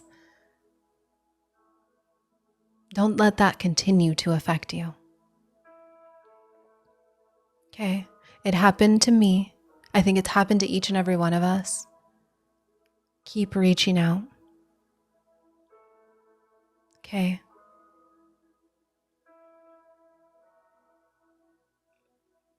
I think what ends up happening is we just become so strong, people just don't notice that we even need the help anymore. But you know what? I believe that God has had his eye on that the whole time. You know why? Because in Psalm 34, verse 15, it says his eyes are on the righteous and his ears are open to their cry. He has not missed a single night that you stayed up finishing what everyone else has already gone to bed on. You are not failing every single time you let someone else hold a piece of it. You are not weak for needing a team. You are not weak for asking for help. God already knew long before you ever did that you were never meant to hold on to the entire structure by yourself. I want you to think back to the Levites for a second. These men who were appointed in this chapter, right? Thank you for that, Jamie. Okay. We are watching them stand in for every single firstborn in Israel. God did not ask every single family to bear alone that obligation. Yes, Auntie, that is so true. You are stronger when you accept help. You know what I think? That's that piece of control that I talk to you guys a lot about. We are trying to control everything. We want to be the ones to help because you feel like you are responsible for them coming to their faith. You are the one that is responsible for how your kids are going to turn out. So you have to bear the entire thing. You are the one that has to pick up the kids. You're the ones that have to watch them because nobody else can do that. Whatever you fill in the blank, right? Whatever that thing is, that's control. And when you don't accept the help, when it's being offered to you, that is not you surrendering. And what I tell you guys all the time is I believe that God is trying to work through the thing that you are trying to control. It is like so hard to let it go because it's not yours to control on your own, right? Like it's not yours to hold on to. It's not yours to do alone. And I believe that's why it's so hard. And I think that's why it's so necessary. And so when you say that you are stronger, I believe that's 1,000% true because I believe that's how he intended for it to be. And I think that in our minds, for some reason, we feel like it is a failure. Like I failed my kids if I ask for help. I failed my kids if I prioritize date nights and I let my family come in and watch my boys. I failed my marriage if I need moments of solitude. I have failed myself if I ask somebody else to cook dinner. Like, I don't know, whatever the scenario is, right? You're not failing every single time that you let someone else hold on to a piece of whatever it is for you. Okay? That's how it's intended to work. God gave us an entire earth full of individuals. So if you haven't found yours, which I don't believe that, I truly don't. I truly don't. But I believe that they're out there then. Okay.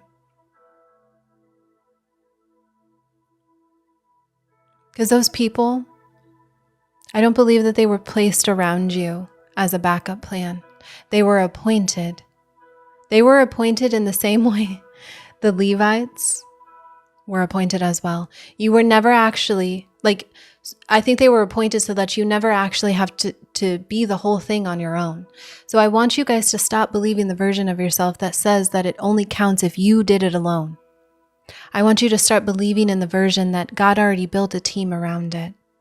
And I think too, if some of you feel like you can't come to your family members or the people, your friends, whomever, have you ever actually talked to them in a way that's like vulnerable and heartfelt and says, like, to just tell them what you need? I don't think that you were ever meant to do it by yourself.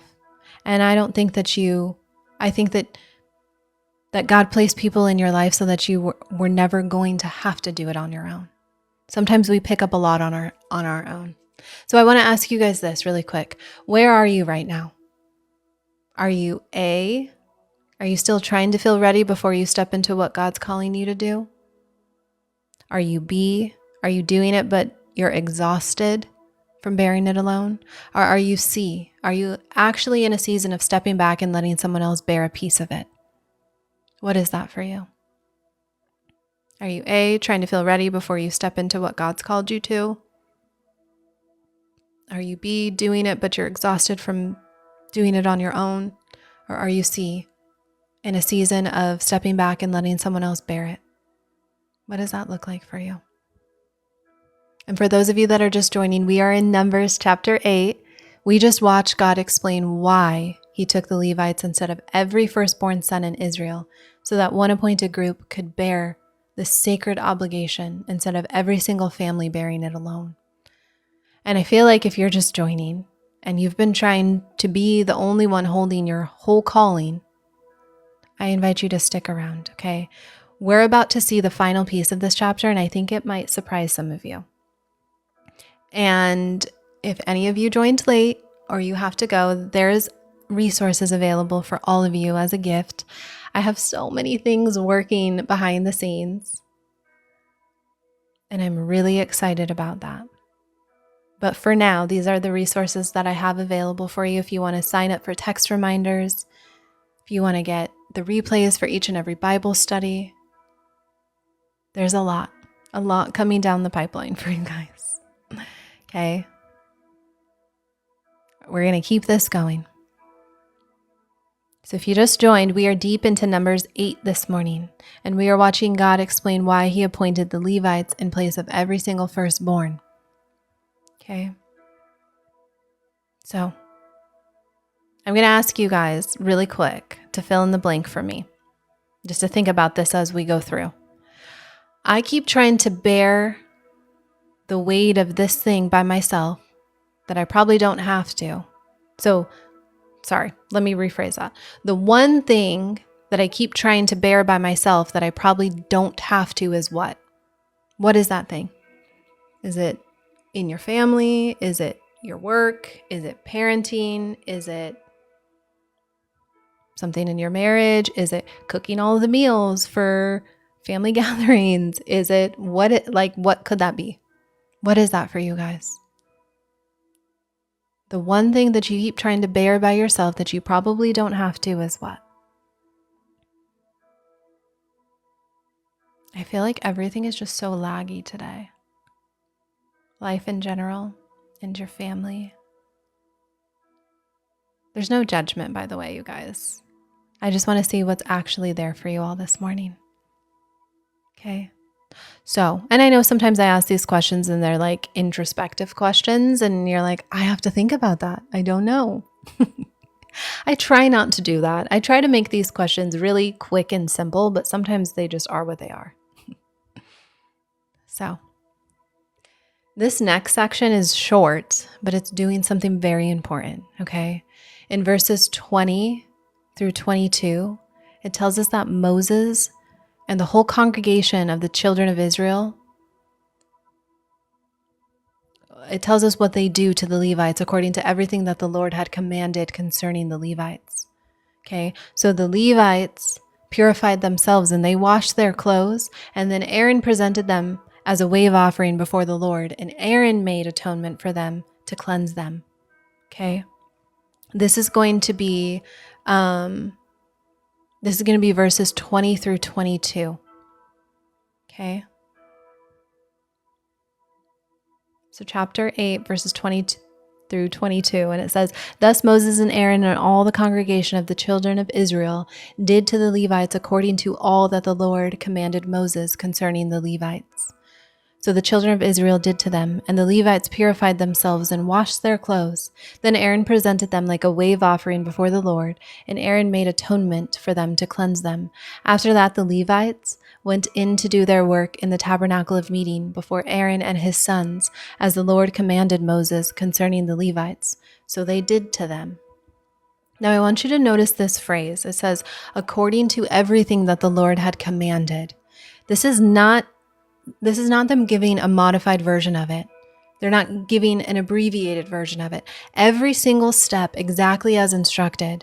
And then verse 22, it tells us after the Levites went in to do their service in the tabernacle of meeting before Aaron and his sons. So what I want you to catch is what's happening here, okay? These Levites, they didn't just start working until every single piece of the preparation was fully complete. They didn't rush ahead into the tabernacle the moment that they felt ready. They waited until the water and the offering and the confirmation of the congregation and the atonement. They waited until all of those things had all actually happened. Then and only then they went in. Okay? I want you to think about,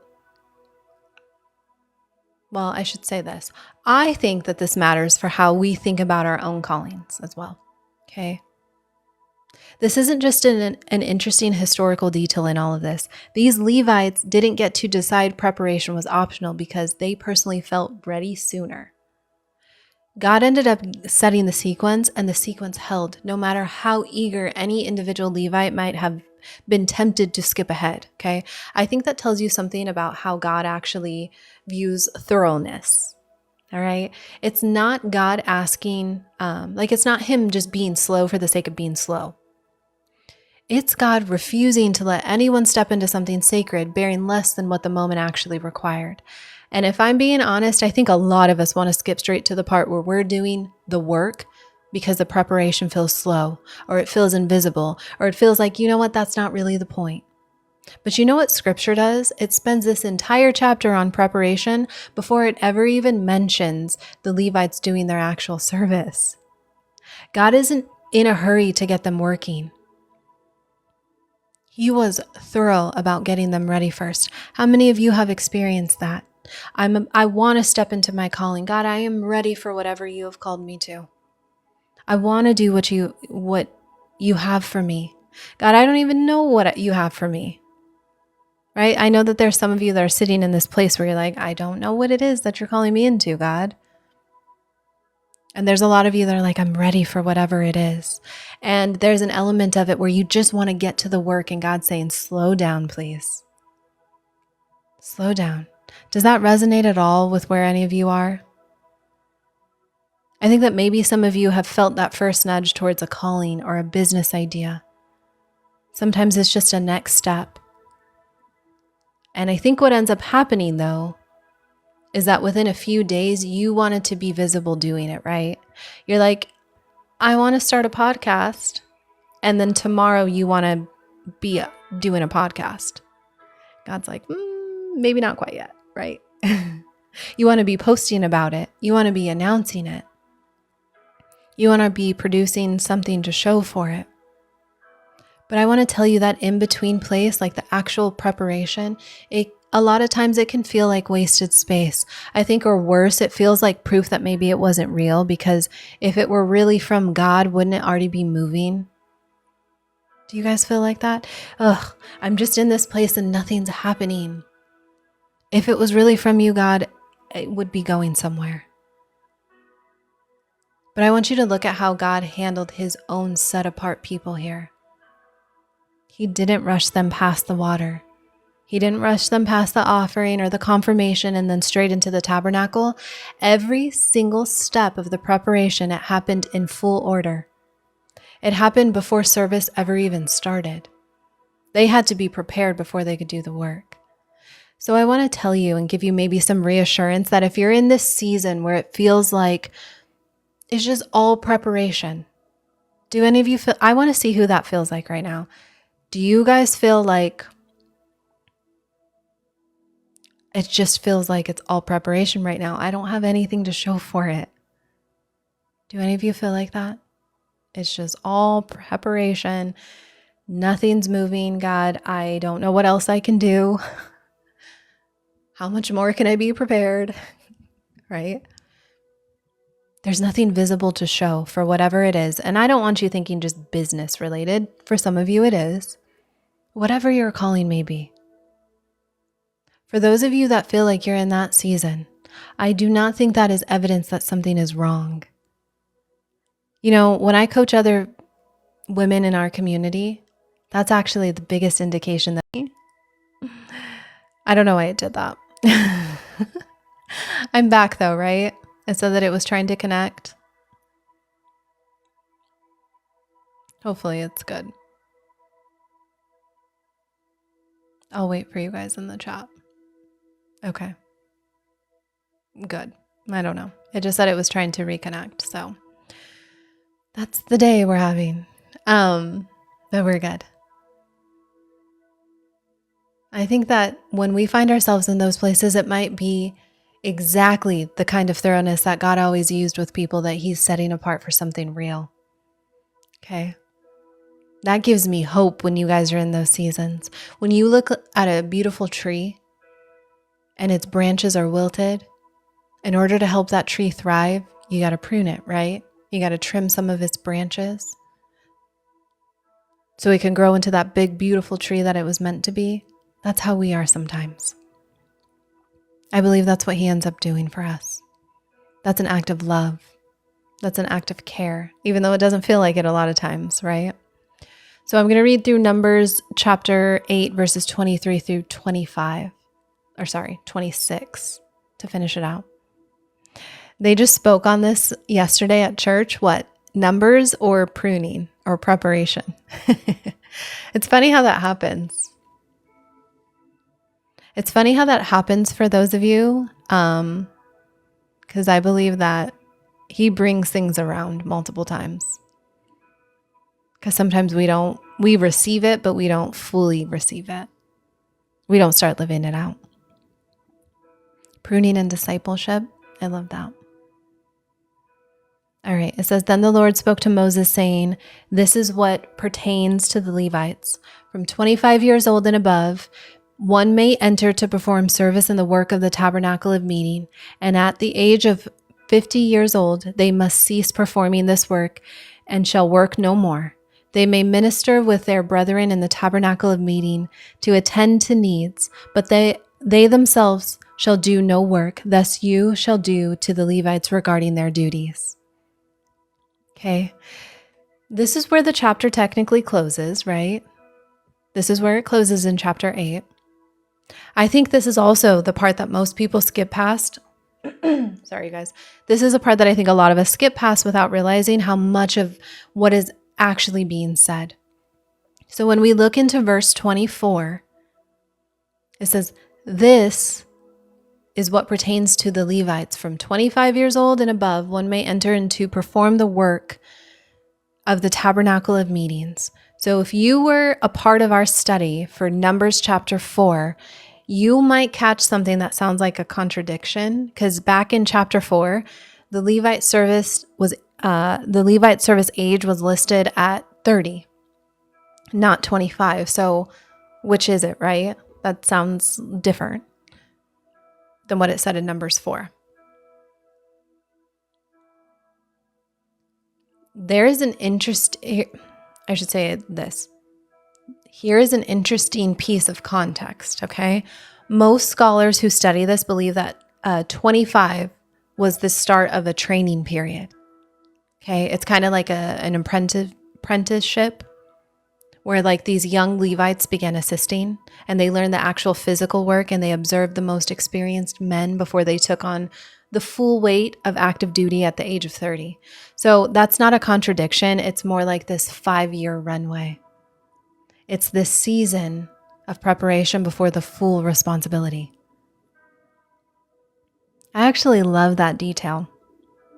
I love it because I think that it tells you something about how God designs growth. Okay. He didn't expect a 25-year-old Levite to walk in on day 1 bearing the same load as a man who's already been doing this for years.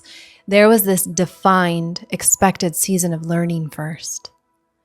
And I want to say that if you find yourself in this season where you feel like you're still learning the ropes of something that God called you to, I would say that's me, right? I'm in this season where I'm learning more depth of what God has led me into. And maybe you find yourself in that season too, where you're still watching more experienced people do it. You're still not fully bearing the whole thing yourself yet. I don't think that's you falling behind. I think that's part of the design. That's your 25 to 30. But the part of the section that I really want to focus on is on verses 25 and 26, because I think that's the piece that speaks the loudest to where a lot of us who are listening, like to where a lot of you who are listening to are at today. It says, at the age of 50 years old. Now, I'm not saying a lot of you are 50-year-olds, but it says, at the age of 50 years, they must cease performing this work and shall work no more. And they shall minister with their brethren in the tabernacle of meeting to attend to the needs, that they themselves shall do no work. Thus you shall do to the Levites regarding their duties. So at the age of 50, that means that the heavy service stopped.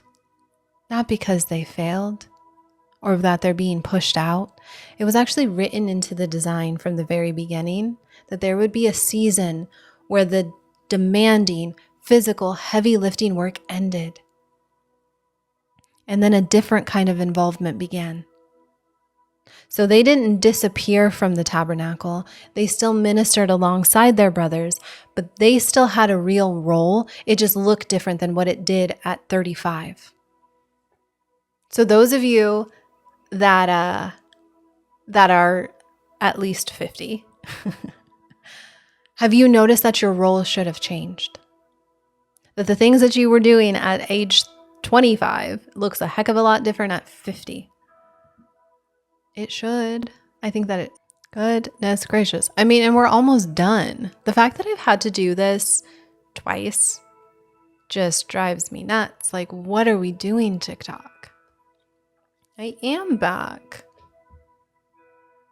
I can see you on my like really itty bitty, but I have to find my chat again so I can make it bigger. You know what's funny though? After all of the tech issues that we have, right?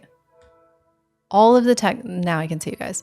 All the tech issues that we have, it's always something. It's like literally as soon as I resolve one, another one comes back up. We just resolved the whole microphone thing, and then now here is the whole, I can't control if it's glitching. That's one I just can't do. So, I know, you guys are awesome. It still keeps stopping, Mary? Or you're just saying just in general? We're almost done. At least I got a good stretch out of it. We'll see. We'll see what ends up happening.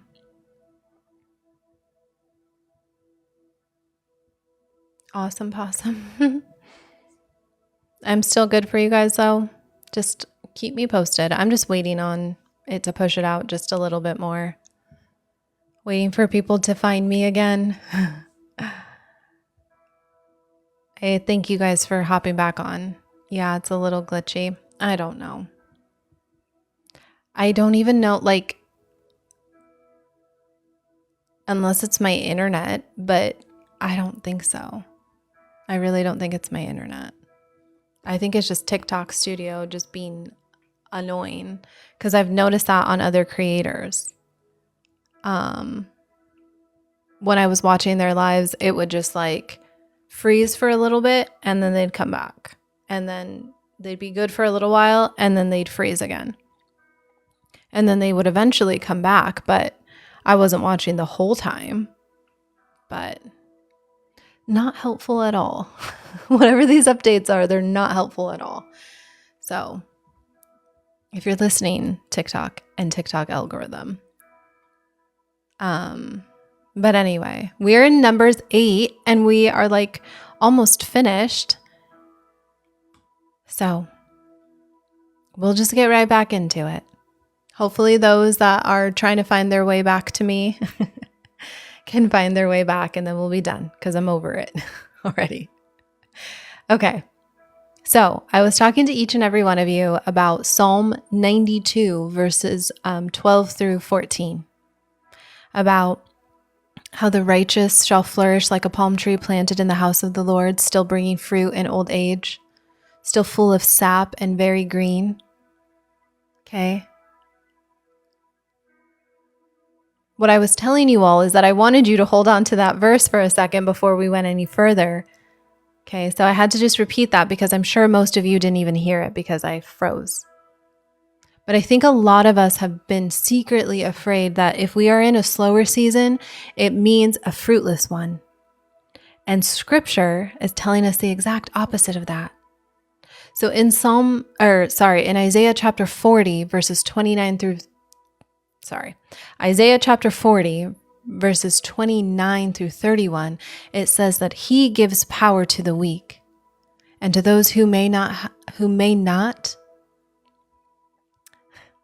I'll say that again. He gives power to the weak and to those who have no might, he increases strength. So even the youths shall faint and be weary, and the young men shall utterly fall. But those who wait on the Lord shall renew their strength. I want you to notice who gets worn out in that verse. It's the young ones, right? The ones that are running the hardest. And I want you to notice who gets renewed. The ones that get renewed are the ones that wait on him, not the ones who refuse to stop. That was Psalm 90. So I read to you two different ones. That was Psalm 92 verses 14. Gosh, Psalm 92 verses 12 through 14. Okay. And then I just told you about Isaiah chapter 40 verses 29 through 31. But now I'm going to remind you of Ecclesiastes chapter 3 verse 1. It's one of my favorites. And you guys hear me quote it very often. It says that there is a time for every purpose under heaven, right? Not one purpose for the whole life, right? Not one purpose for your whole life, performed at the same pace forever. There is a time, right? There's a time to reap, a time to sow, right? It goes on and on, right? But that means that the season that you're afraid of is proof that you're fit, that the season that you're afraid of is proof that you're finished might be the next line on a list that God already wrote before you were already born. I think that God looks at us as individuals that are in a slower season the same way he looked at that 50-year-old Levite, not with disappointment, but with ease. He has every single stage already accounted for. Nothing about what you might be feeling right now caught God by surprise. You are not less used because you are being used differently now. He planted you deep. He planted you deep enough on purpose, and he did that so that even this season would still bear something. So I want you to actually picture what that 50-year-old Levite's life looked like the week after this transition. I am also playing music. Can you hear it? I'm assuming you can, but maybe not very loudly. Okay, so picture what this 50-year-old Levite's life looked like after this week of transition happened. This is the heavy lifting, right? The physical dismantling and the reassembling of this massive tabernacle. And it happened every time this camp moved. All of that stopped. But he didn't go home.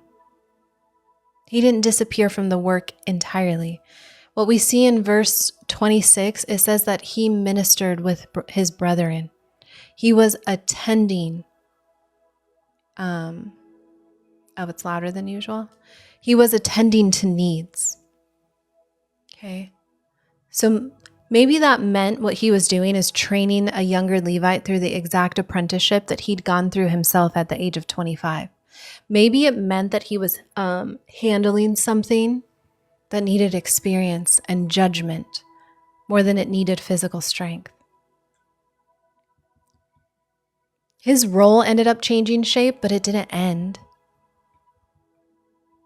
I think that this shows up constantly in real life too. I think in ways that we don't, give me 1 second, you guys.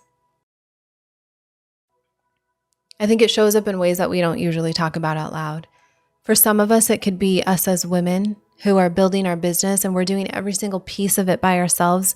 And we've done it for like a decade. And now we're in a different season, whether that's physically or relationally or just in terms of capacity. We can't run it at the same pace anymore. Maybe you're caring for aging parents right now. Maybe your body is telling you something that your 20-year-old self never even had to listen to. Maybe you're just tired in a way that rest hasn't even fixed yet. And if you believe usefulness only exists at a full speed, at like full speed capacity, that season probably feels like failure, right? If that's all you believe.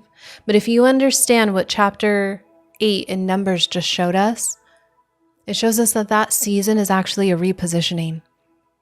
Maybe right now you are the one that is training someone younger. Maybe your new role is guidance and its presence instead of this hands-on hustle that you had to perform later, like in your earlier years. Either way, I don't think that it's a smaller calling. I think it's just a different chapter of the same one.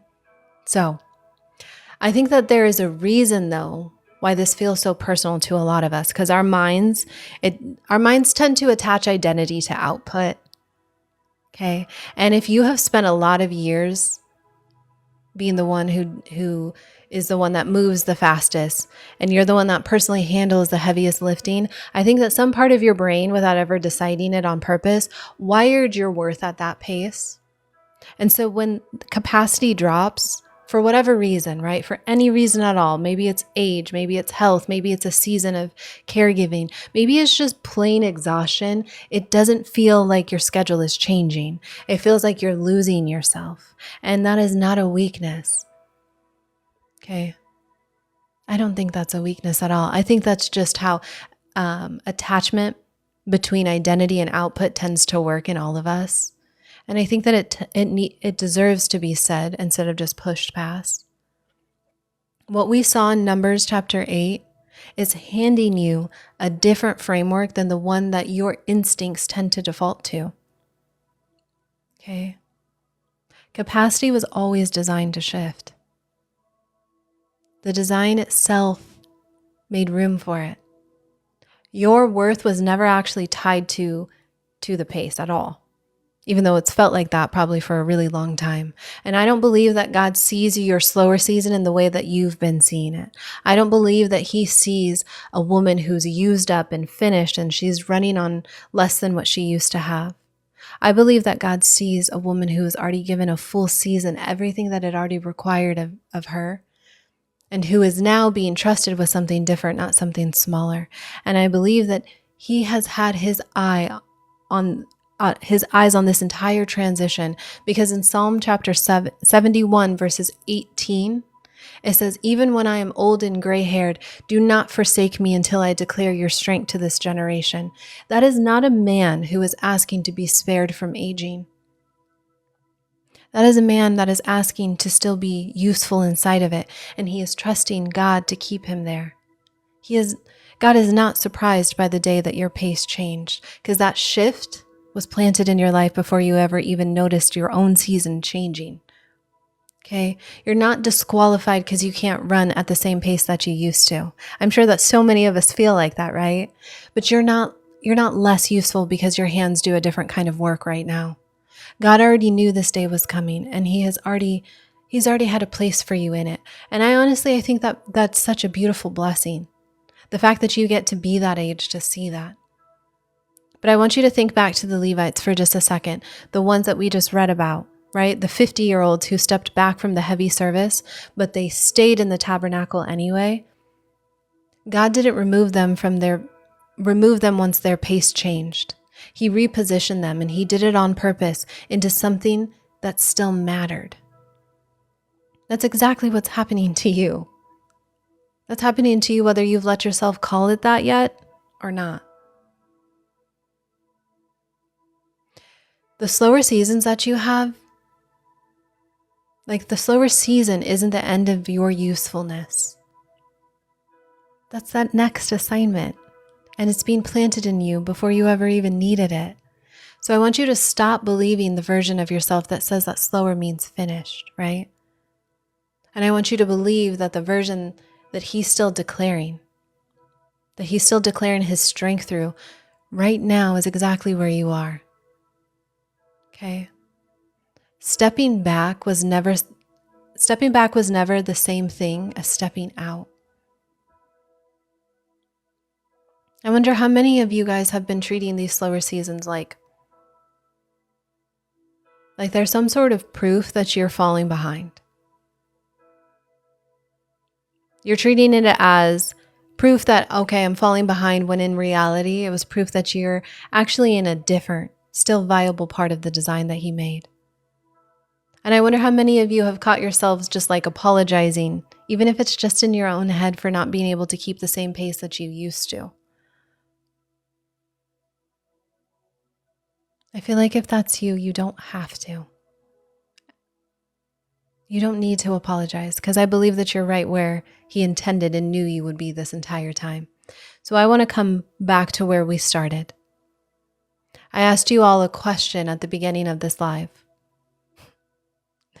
Whichever live it's been, whether it's been the first one, the second one, or this one. It's at the very first one we did today, okay? The very beginning of our live today. I asked you something about whether you're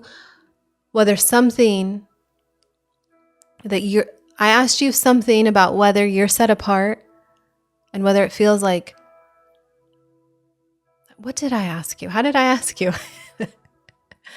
Whether something that you're set apart or called to feels like more of a job, or if it feels like you have to prove yourself, or if it feels like something that you've already been given, okay?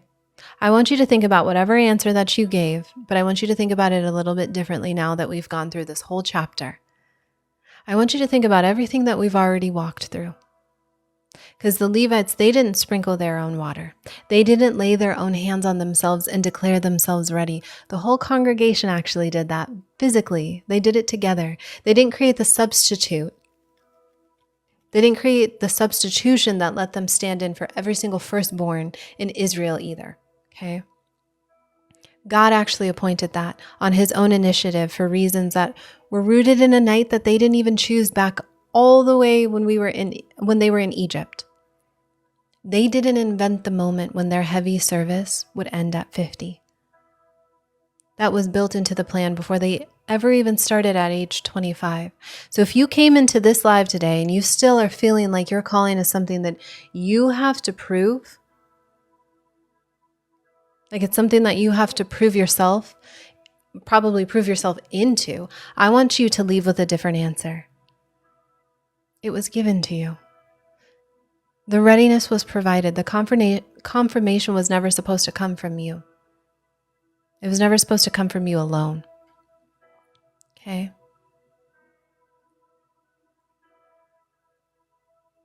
Oh my gosh. Sorry. Yeah, everything is so laggy. I couldn't even block. Okay? And if you're in a season where you feel like, I can't even step back right now, I don't think that was ever a sign that you were finished. I think that's a sign that you were actually exactly where the design has always accounted for. Not one stage of this chapter came from the Levites' own effort. Because if that's true for them, whose entire assignment was the most sacred work in the whole camp, I think that it's true for you. I think that whatever you've been gripping with a very closed fist, trying to feel ready for, whatever confirmation that you're trying to manufacture on your own, very privately, instead of receiving it publicly, and whatever load that you've been convinced only to hold, and whatever season you've been secretly ashamed of, none of it was ever meant to rest entirely on you. It never did for them, and I don't think that it was ever going to do that for you either. Okay? So, thank you guys for getting through this study with me with all of this nonsense from TikTok, but I appreciate it, you guys. And I want to say that if today stirred something in you and you're trying to discern your next steps, whether it's a decision, whether it's something that you've been sitting on, a direction that you're unsure about, or maybe you're just waiting on a clearer picture of what God is actually asking of you right now, that's exactly what we walk through. We do this every single day. Okay? I have more coming in the coming weeks to help us all. Okay? We're going to pray. And then I'm going to stay on for just a little bit. I'm going to stay on for just a little bit today. Since you didn't get me all last week, and today was such a mess with being so laggy, I'm going to stay on for a little bit. But we're going to close in prayer. Okay? I like taking intentional time to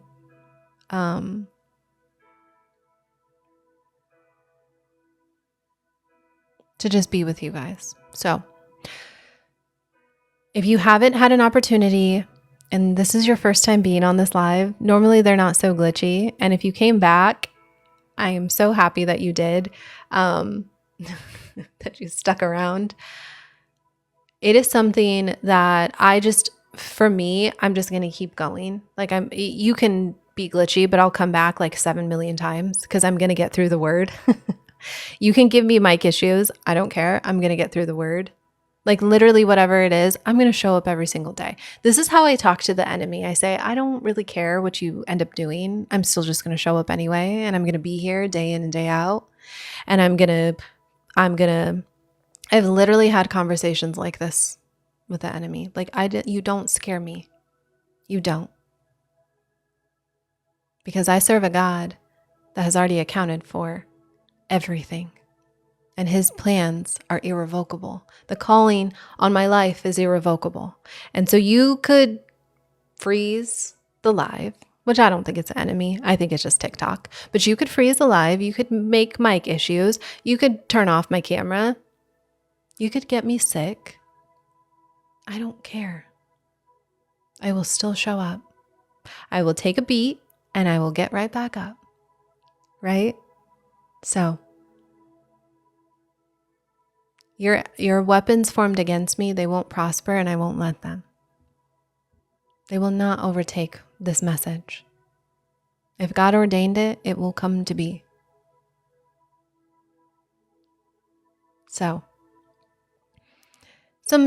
more often than not is just annoying. So I try not to get annoyed by it though. He knows how to annoy me, but he doesn't know how to.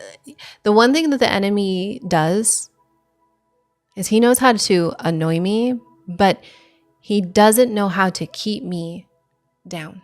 Like he doesn't know how to make it to where I stay down, because I just don't. So that's why I'm not scared, because it's not for me. We're going to pray. I just had to say that little thing to any monitoring spirits. You go tell who you serve that he can keep trying. But until I'm not here anymore, I will keep on. And if God calls me to pivot, I will pivot. If God tells me to end the live, I will end the live. So, and that's why you guys keep coming back. Yes. All right. Heavenly Father, I thank you for today. I thank you for bringing the people here that needed to be on this live the most. And I pray that you bring those that missed it to the replay. Father, I pray that today is a comfort for each and every person, knowing that they are never behind. That what you called each and every one of us to do, we have a beautiful, special purpose on our lives. And in these seasons where it feels like nothing may be happening, those are the seasons where we find you most. Father, I pray that we are able to surrender what we are trying to hold on to and control, and we lay it at your feet. I pray that we release those things so that you can continue to do a good work in us. I pray that you uplift each and every person today, knowing that they are set apart and they have value in your eyes, that they are worth more than rubies. Father, I pray for comfort and strength for each and every person here. I pray that you continue to go before us and make a way, that there is nothing, Father, that surprises you, that you are not a reactive God, that you already had it planned. Thank you for all that you do for us, Father. Everything that each and every person is going through, whether it is financial, whether it is struggles in their marriage, relationships, circumstances with their jobs, their health, their children, whatever they may be navigating, Father, I pray for strength. I pray that clarity comes to each and every one of them, and that they keep their eyes set on you no matter what they're navigating. In Jesus' mighty name I pray. Amen. Yay, it didn't glitch. Sometimes when I close my eyes, I'm like, fingers crossed you guys are still there. So, all right, that was our study today. For those of you that missed it, that's okay. We have all of the replays available for you in a vault. Tomorrow we're going to be in Numbers chapter 9, and you guys can stay on. I'm going to answer any questions that you may have, literally anything.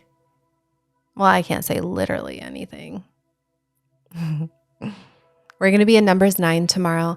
I promise you it's going to hit just as close as today did. So for any of you that missed part of today, that is okay. At the bottom left of your screen, there is a gold icon. The replays are available for you. I send text reminders. I want to tell you guys this. If you have been following my studies, and if a week happens like last week, where I just need time away, first of all, I do my absolute best to communicate with each and every one of you. So I post on my stories. I post in text. I try to send emails. I send in the Discord chat. I try to notify you not just once, but multiple times. If I'm going to be missing something.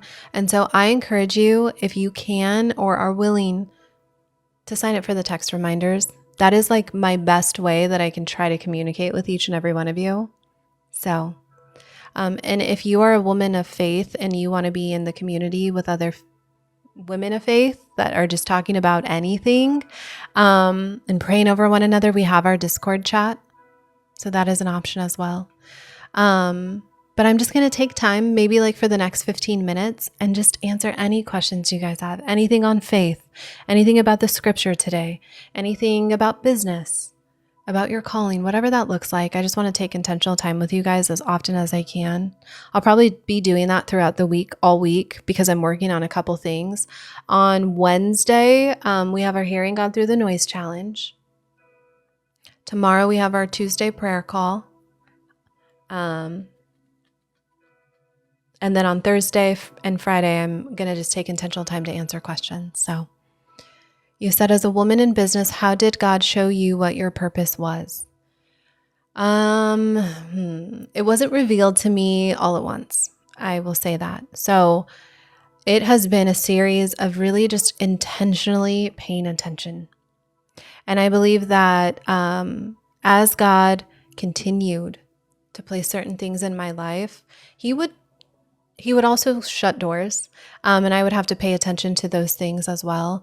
And so where I got to be where I was, because I am a coach to other faith-driven female entrepreneurs, I help them discern their calling. I help them not just discern it, but walk it out. So sometimes that's in business, sometimes that's not in business. Whatever He is calling you to, I help give you more clarity around that. And that came from my own lack of clarity in those seasons and knowing how hard it is. And I believe that God actually takes us through these lived experiences because that is the best learning that we can ever do. Anything that I know in my experience as a brand and market strategist has come from the textbook. It doesn't hold a candle to the things that God has taken me through personally. And so I always invite you all to really take a look at where has God been leading, like go backwards and look at these moments where they're only God moments, and these moments where doors have closed and opportunities have showed up and the special gifts and talents that He has so beautifully placed in you. And I will say that your calling and your calling does not change, but the assignment that you're in the season, it will change sometimes. And so it's okay to pivot. It's okay to outgrow certain things, because as we go through certain seasons, He prunes us. So that would be my best answer. It's just been listening to Him and getting to know Him. It first starts with knowing Him, to know how He communicates with you. So I'm a little behind. I have like 34 messages, so stay with me because I will get through each and every one of them. Christy, you said you're in college right now and you feel like you're struggling to be consistent in your relationship with God. I invite you to just bring Him into your day. When you're driving, say, hey, God, how are you? Or God, I'm struggling with this. The things that you are like just how you would a friend. Just bring Him into every part of your day. That is the relationship with Him. Like think about any relationship you've had with any other human. Now, the difference between a human relationship and the relationship with God is He will never fail you. And a lot of times we equate our relationship with humans as and we bring that into our relationship with God. And that is the biggest difference, is that He is consistent. He will never fail you. He will never change. And so just bringing Him into every part. And you can continue to show up to these Bible studies. You could read a verse a day. But I think we also make time for the things that are important to us. And He is always there waiting for us every single day. Notifications on. I invite you, the notifications on TikTok are really great, but they don't always notify you. So I send that text reminder each and every day as another way to do that. I also send the replays at the end of every day. So you said you feel like because you're 45, your calling is not going to develop. You're too old. First of all, I invite you to join us on Wednesday for our Hearing God Through the Noise, because that is just a delay tactic. God was not surprised that you were 45 years old, right? He was not surprised of anything that was going to happen in your life. He calls the qualified. Nope. He qualifies the called. He doesn't call the qualified. And so that noise that you're hearing in your mind that you are too old or you are too far behind is just noise. It is the enemy placing doubt in your mind, and you are continuing to feed into it. Don't let that be the thing that stops you. Now, and I go into this in our Hearing God Through the Noise challenge on Wednesday. It's after our Bible study. And I tell you that I forgot. I forgot what I was going to tell you. I tell you that, I remember what I use Esther as the example. Okay. So Esther and Mordecai came to her when all of the people needed what she had to offer. They needed that deliverance. He came to her and he said, the women will receive the relief and the deliverance, but it will come from someone else. Now, when you are walking in assignment, there is a window on, and it has an expiration date. And the goal of the enemy is to try to keep you in that thought that you are too old to live out what God has called you for. The calling on your life is irrevocable. It cannot be taken away, and the enemy knows that. But what he does try to do is delay you from living out the fullness of your calling. You are never too old. If you are still here, you still have purpose. Okay? You always dream bad dreams, but always pray to God to protect you. I will also say this too. Pay attention to what you consume. Now, I'm not going to place everything on the world or culture or whatnot, but scientifically, the way that your mind works before you go to bed, about like an hour before, the way that our brains form and take shape has a lot to do with what we consume, okay, and what you feed into it. In Romans 12, it says, do not be conformed to the patterns of this world, but be transformed by the renewing of your mind. So part of that is to continually refresh your mind, to not give in to the things that the world tells you. Now, I say this because about an hour before you go to sleep, your brain holds on to the things that you're consuming before you go to bed. So I would encourage you, yes, continue to pray, but also pay attention to what you're consuming. So, let's see. What is God's kingdom? I don't really know. If you're still on, I don't know if I fully understand your question.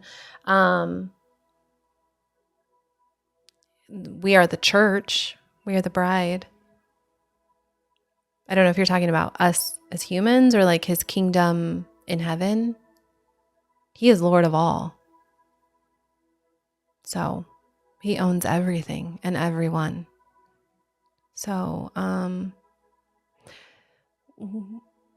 what would I suggest as the best translation? Actually, let me stop the recording really quick. If you guys end up watching this on the replay, I pray that you have a beautiful day. I'm going to stop the recording so I can answer these questions.